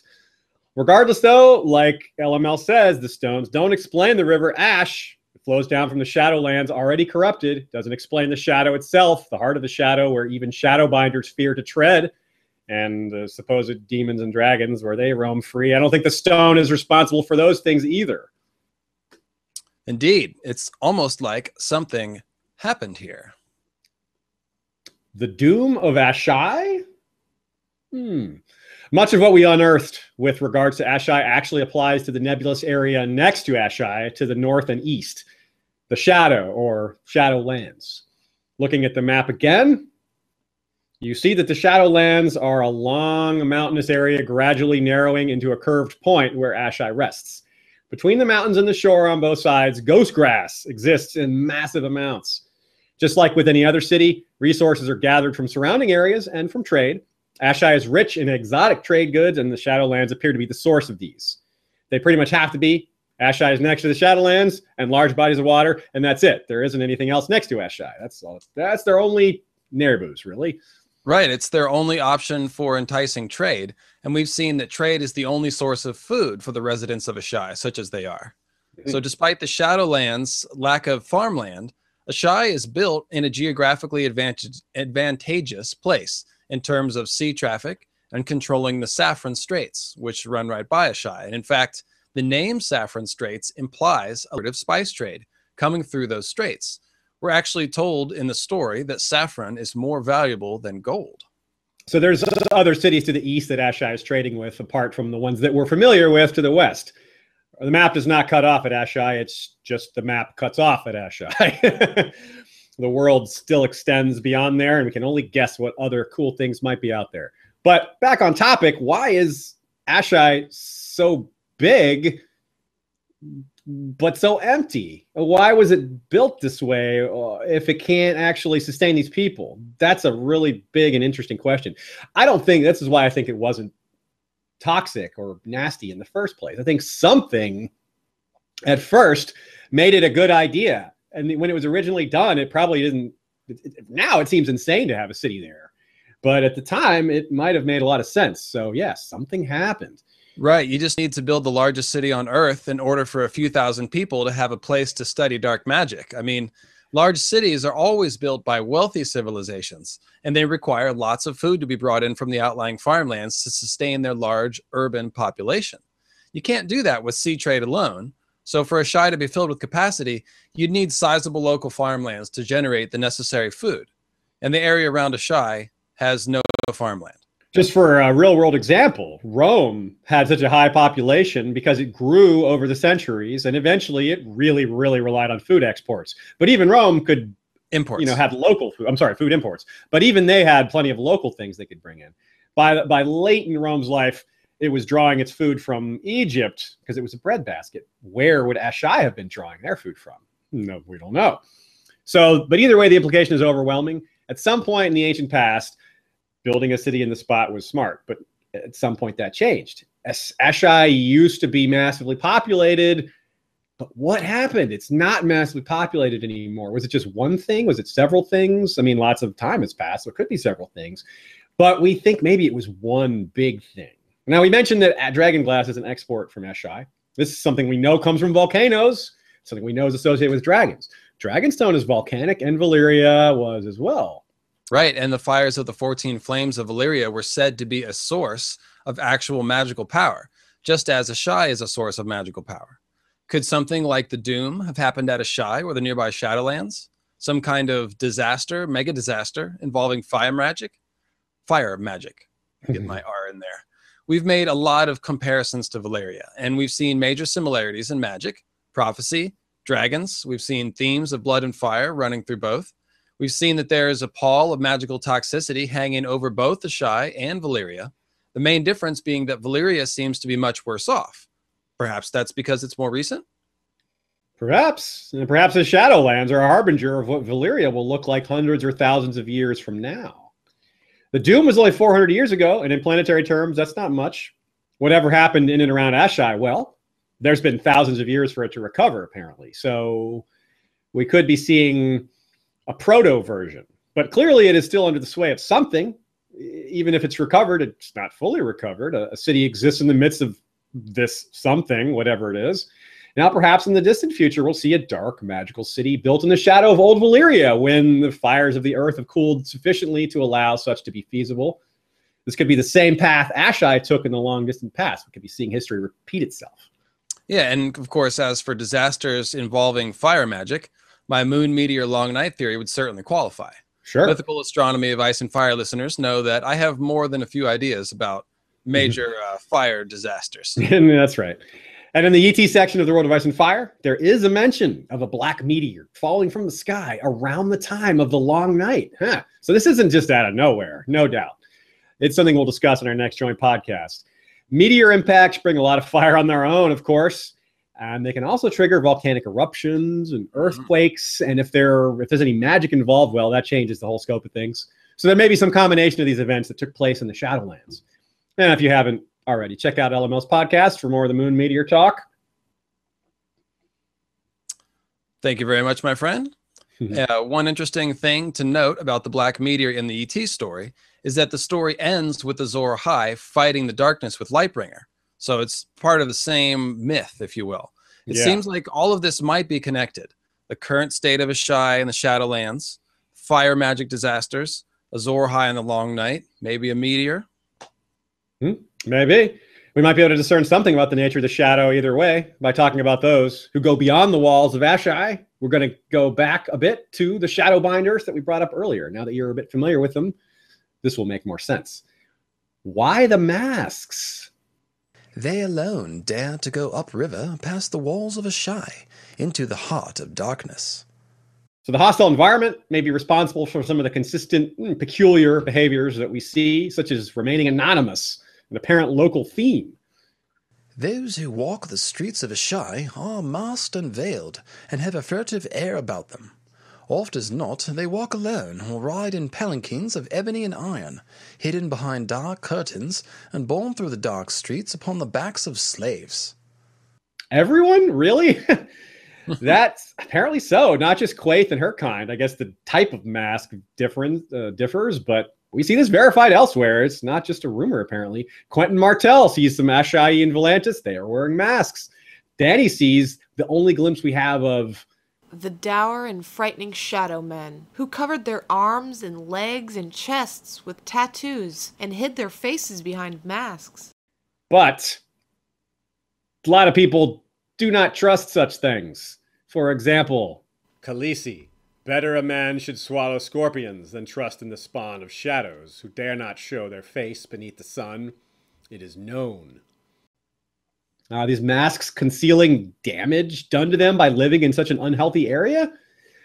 Humans with twisted appearances remind us of Mantaris, the city of so-called monsters just north of the smoking, ruined Venerian Peninsula. Perhaps it's merely an enduring cultural tradition, these masks, based on mutual secrecy. It fits in an anonymous kind of way. You know, they're all this anonymous magic, anything goes type situation. So everybody kind of keeping to themselves. That kind of fits. And the tattoos remind us of the Red Priests a bit, some of whom have masks tattooed on their faces, like Benero and Makoro. But there's more to it, I think. Yeah, and in fact, it's a widely held belief that Melisandre is using a glamour to hide her true appearance, which could be burned, old, tattooed, lizard-like, all of the above. Yeah. Perhaps another mystery we'll learn more of down the road. Yeah, her mask is of a different sort, but it's a mask still. It's a fitting one, as she tells us that glamours involve shadows. It's a fitting one. Did you do that on purpose, or? Yeah. So I see what you did there. But now we don't exactly know what a Shadowbinder is, of course. Now, I have a little theory about that. I tend to think that they might be human sorcerers who have transformed themselves through fire magic, something like a fire equivalent of an other. Now, in A Dance with Dragons, we get a Mel POV, and she experiences one of her fire visions. And while this happens, she bleeds black blood and, quote, has the fire inside her, searing her and transforming her. The chapter is also filled with a discussion of how Melisandre barely needs to sleep, hopes one day to not even have to sleep at all. She's also thinks about remembering to eat once in a while just so she doesn't freak people out. Yeah. So, in other words, she's becoming something other than human, a being of fire. She's being transformed. She has a fire inside her. It's transforming her. So the sentence about only the Shadowbinders dare to journey upriver into the heart of darkness makes me think that perhaps the only people who are able to go there might be fire transformed beings, and that is part of becoming a Shadowbinder. Melisandre seems to be on her way to becoming one of these fire beings, and perhaps Quaithe is one too. We don't know. Dany thinks of herself as being fire made flesh, like the dragons, and that also gives us the sort of idea of a sorcerer made of pure fire. Now, there's an interesting parallel as well that I think is worth bringing up, even though it may seem like it's not connected at all. The idea of Melisandre transforming herself into a being of fire or transforming herself in some way. It doesn't have to be a being of fire, just in order to travel to the shadow.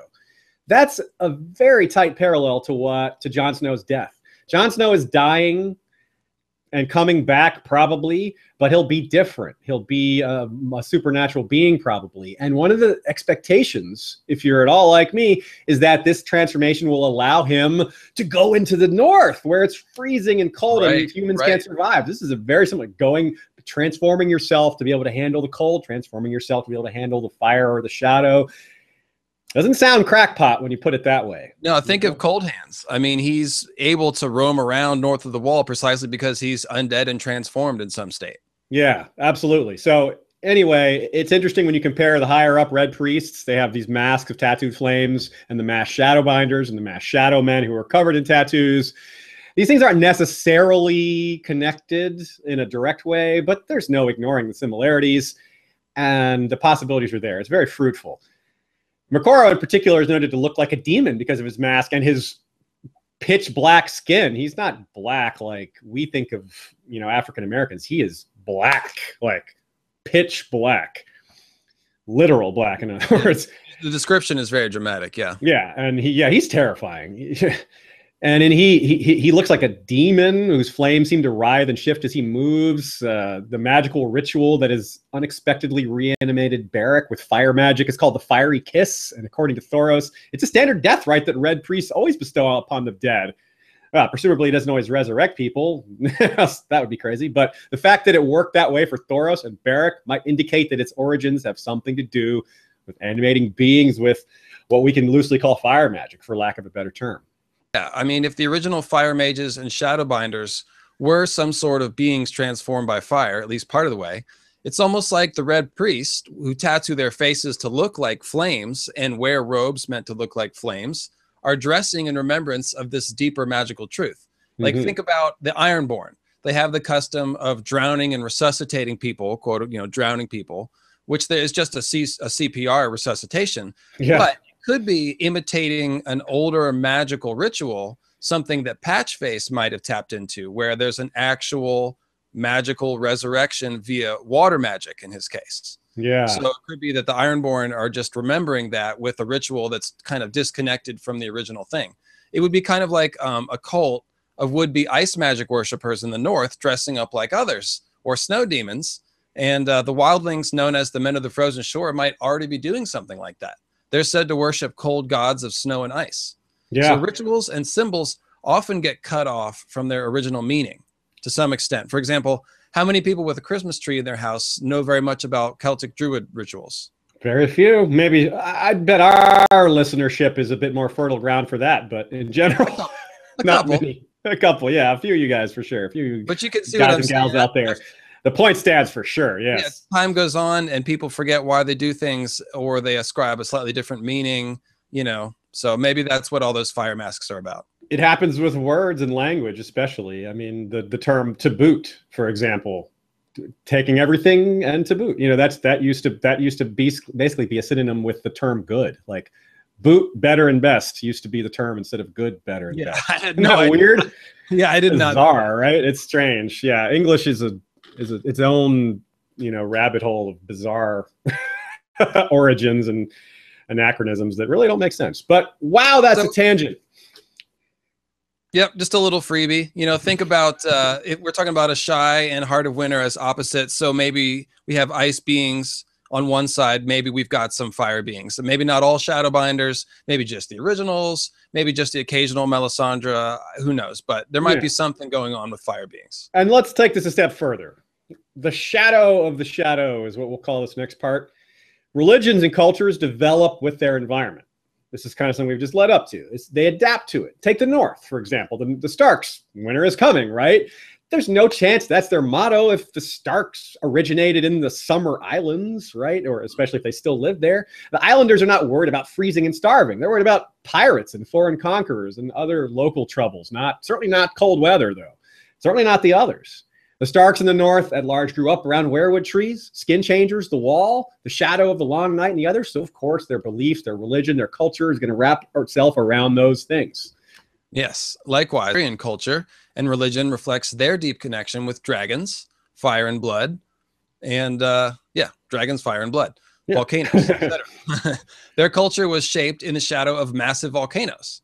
Volcanoes are stressful, simmering cauldrons of heat and violence, just as Valyrian culture was. Yeah, Asshai is in the literal shadow, and they are far older and farther east than Valyria. But there is much they have in common in terms of environment, and this is why we keep pressing these connections. These aren't just things they have in common. These are major, fundamental elements of their culture and history that overlap repeatedly so much that we think there's got to be connections. Now, if Asshai had some sort of doom of their own, some sort of fire magical disaster, It might explain why Asshai and Valyria's cultures have a lot in common. They seem to have been accessing the same source of magical power, fire and blood, and they may have been worried about similar apocalyptic possibilities. The connection between Valyrians and dragons seems stronger than that of the Asshai dragons, but the connection is there, and that may just be because Valyria was more recent. We know more about it, even though it's gone. It may only appear less strong, in other words, in Asshai, because it's more ancient and less understood. Yeah, the parallels in magic are huge. We talked about blood magic and fire magic, among others in particular. We have Marwyn the Mage confirming that Valyrian sorcery is rooted in fire and blood, while Melisandre, Quaithe, Miriam Mazdor, etc., confirm the very similar things about Asshai. We've talked about the connections between the Red Priests and Asshai, and the fact that the Azor Ahai myth comes from Asshai, is sacred to the R'hllorys, and parallels everything we know about Valyrian magic. The big difference, though, there is a few, but the big obvious one is the shadow. There's no equivalent in Valyria that we know of. Shadow binding seems to be big in Asshai. We don't really hear it having a past in Valyria. It wasn't Valyria by the shadow, after all. And the thing about shadows is, as much as Melisandre likes them and, is their advocate, they tend to obscure and darken. So while we've shed a lot of light on this, and surely there will be more from George R.R. Martin, but in the end, very few of its secrets will be revealed to us, and we'll be left with mysteries, no doubt. That's okay. We like mysteries. Mysteries are fun. They're part of the story. And if you're a Song of Ice and Fire fan, you're used to them by now, and used to the knowledge that you may not get an answer to all these questions. But we might get the answers to some of them. And I love that the shadow is a perfect thematic styling as a description of Asshai's impact on the storyline. It describes what it does.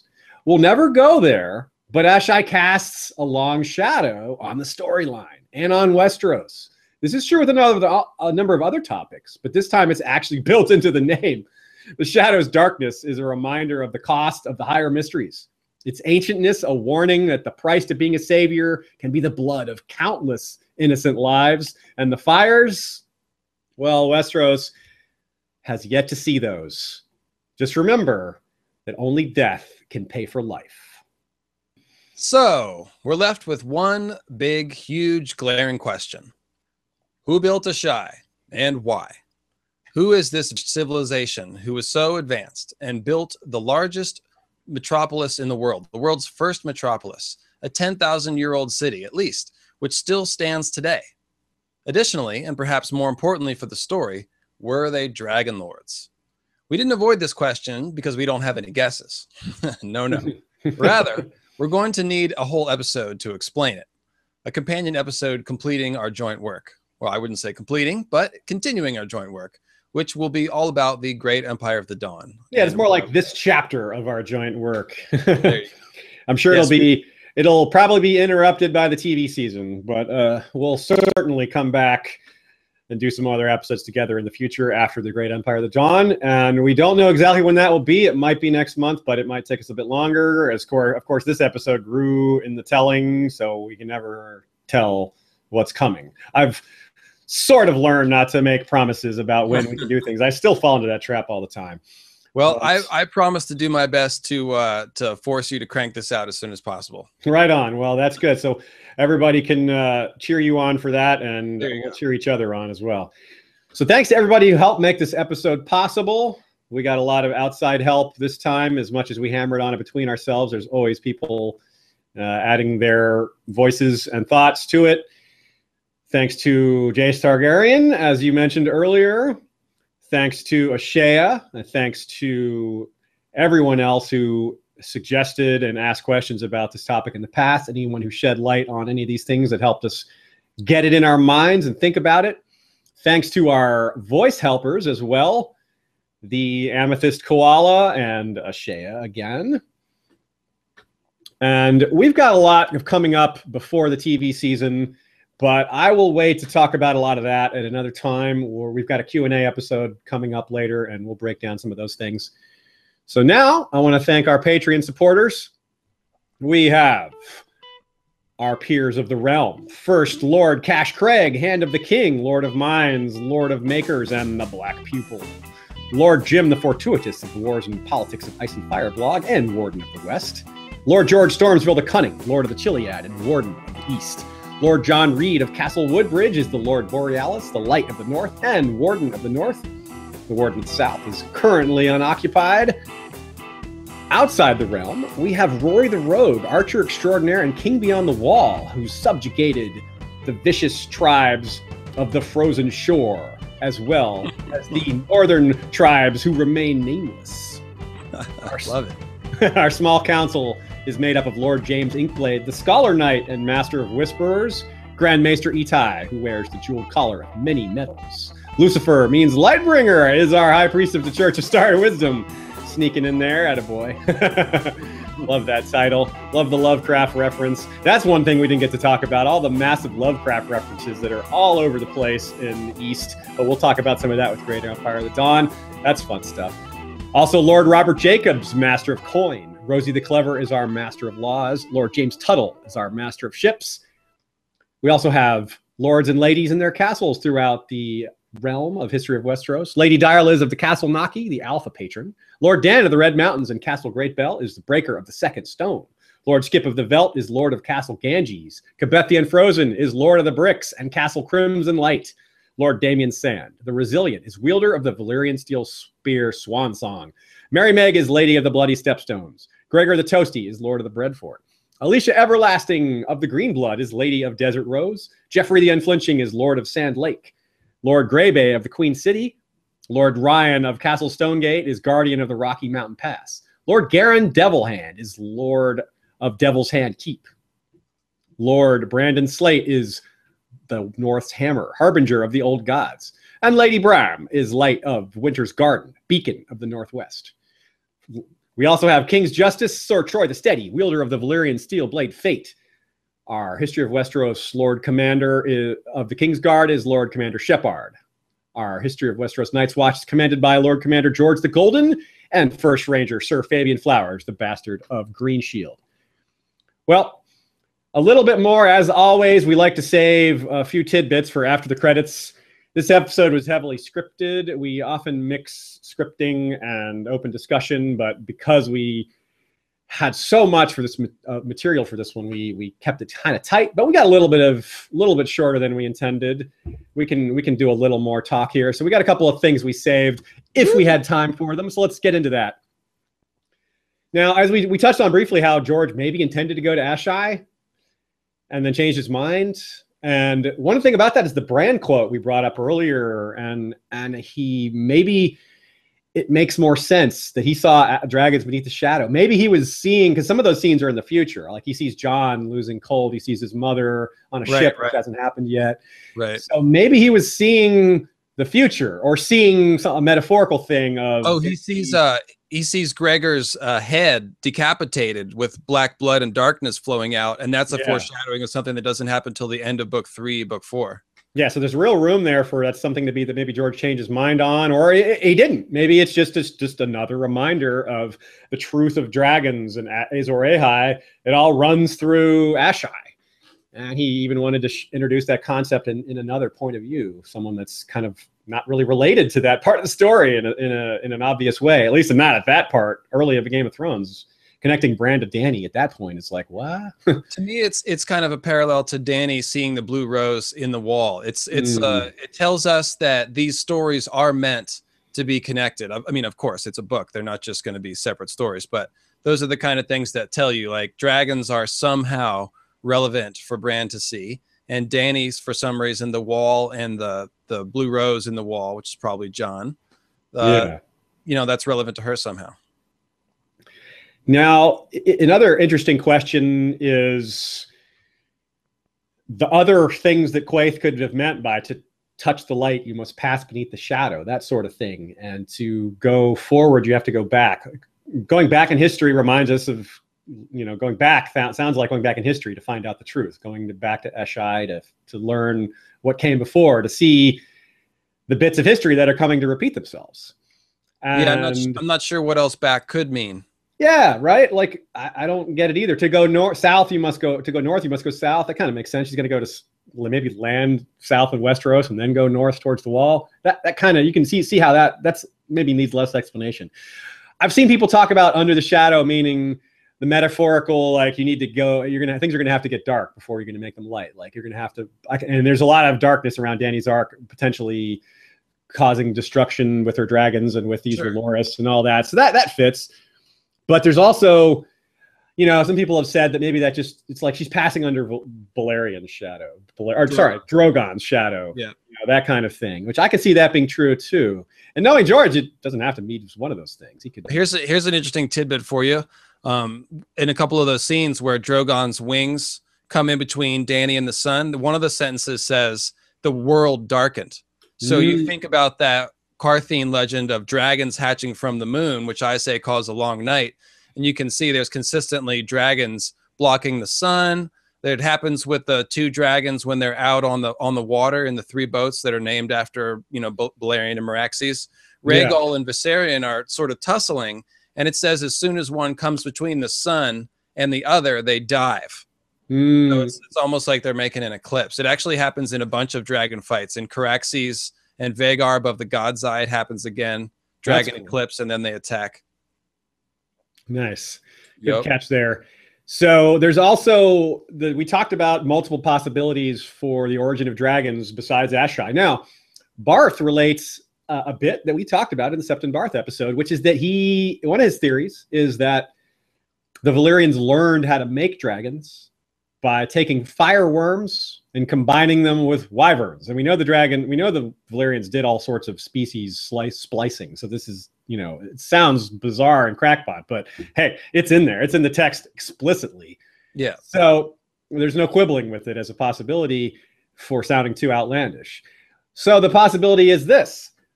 It doesn't have to be the Valyrians that invented that recipe. Maybe they rediscovered it. Maybe the Asshai or somebody discovered how to make dragons in the long distant past, and the Valyrians rediscovered that. So it's not wrong to say that dragons were born in the 14 Flames.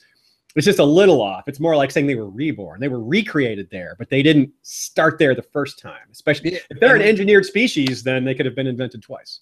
And we've already seen a parallel for that with the Targaryen dragons died out for 100-some years. And then Dany discovers the blood magic ritual needed by accident or by using the force or whatever. Hatch dragons and they return to the world. So maybe they died off in the Doom. Yeah. Not the Doom. I'm sorry. The Long Night. Maybe they died off in the Long Night. And it wasn't until the Valerians rediscovered sorcery. If I could give another quick hat tip to a forum buddy, there's a guy named Mithras floating around.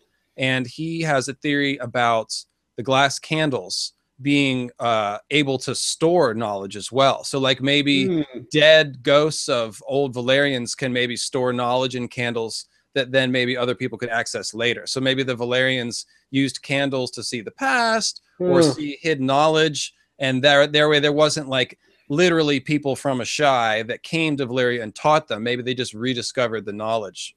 That's not unlike knowledge being stored in the Werewood network, I suppose. No, it's a direct equivalent, yeah. Magical parallel. Now, one last bit. The effect of Asshai to the farther east.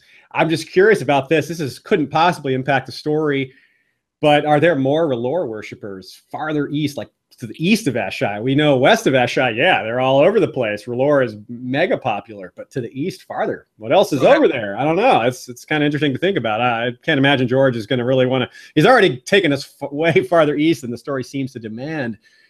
But hey, that doesn't slake my curiosity. Have you read Wheel of Time? You have, right? Yeah, I have. Yeah. Okay, so you've read the last 3 books that Sanderson finished up, right? Yes. So spoiler alert if we're going there. No, definitely spoiler alert, Wheel of Time. So did you like at the end how like he brought in an entire army of male sorcerers from a continent that's off the map that we've only heard of? Like, that would be great. In the War for the Dawn, we're going to get like the people from east of the Grey Waste or whatever. That's true. That's the potential parallel. It's not supposed to be anything to the west of Westeros, but hey, they could just appear.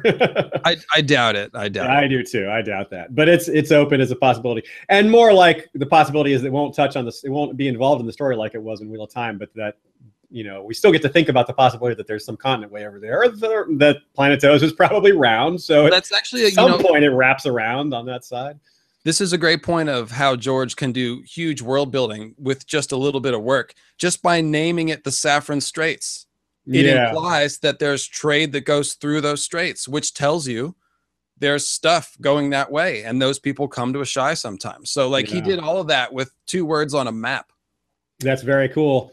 Very cool. Good job, George, for lots of information packed into tight spaces. Okay, so I think what we might have shown, in addition to all these things about Asshai and Azor Ahai and dragons and Daenerys, is I think we showed that maybe there's more in the World of Ice and Fire book than you guys might have suspected. That's right. Some people have overlooked a love-hate relationship with the book, or maybe haven't delved into it as deep as they might have. So I hope maybe we gave you more reason to think of the book as awesome. And I'm going to give you one last reason why it's important to have the book. There's an image of Asshai in there. It's drawn, and George is really, really strict about what art went in that book. So you know it's a pretty good rendition. He approved it specifically. It's not like the fan art and all these things you see all over the internet. The art in the World of Ice and Fire is tight. So I highly recommend it. You can get the book through our website, historyofwesteros.com. There's numerous shopping links on the right. Just follow the links. It's very straightforward. But if you don't have the time for that, if you don't want to sit down and read it, you have another option. Also, to the right on historyofwesteros.com, there are many very apparent links to audible.com where you can get a free trial, sign up, 30 days, no commitment. You can get 1 free book download that you get to keep even if you don't keep the subscription. Why not make that the World of Ice and Fire? Listen to it on your way to work while you're doing chores, or hey, pick up the books and do a reread. That's the other thing. I think we do that a lot of times in these episodes. We reveal what we missed, what you missed, what we all missed. The audiobooks are a good way to reread without committing quite as much time and energy to it, because you can do it while doing other things. So pick up Game of Thrones on audio, World of Ice and Fire on audio, or if you want to go all the way back to the beginning and reread them, heck, that's what I love to do. Anytime I read a new book, I consider, wouldn't I rather reread A Song of Ice and Fire again? It's always a debate I have with myself. Shouldn't I just read A Song of Ice and Fire again? Wouldn't that be more fun? Well, go ahead. If I may, I was just going to say that, some people complain about Roy Dotrice reading like Sansa's lines or whatever. Yeah, I for get one, that.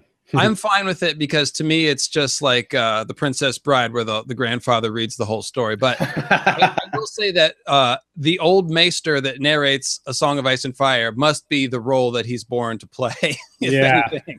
Yeah, you can't. There's no complaining about his little girl voices in the World of Ice and Fire, because he's not asked to do that. That's something he did. It's they asked him to do these voices. It's like, why? Why did you ask an 80-year-old No, he's a perfect old maester. Girl voices.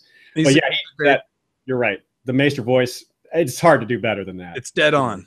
So, anyway, folks, I think that's it for today. Thanks again to LML. Check out the Mythical Astronomy of Ice and Fire podcast when you get the chance, as soon as possible, especially if you're interested in the going deeper into some of these subtopics that are related to Asshai. And we'll be back soon. As I said, it's going to be a very busy time before season 6 for us, and during, and heck, after as well. So stick with us and visit historyofwesteros.com for more updates. And until next time, Valar, reread us.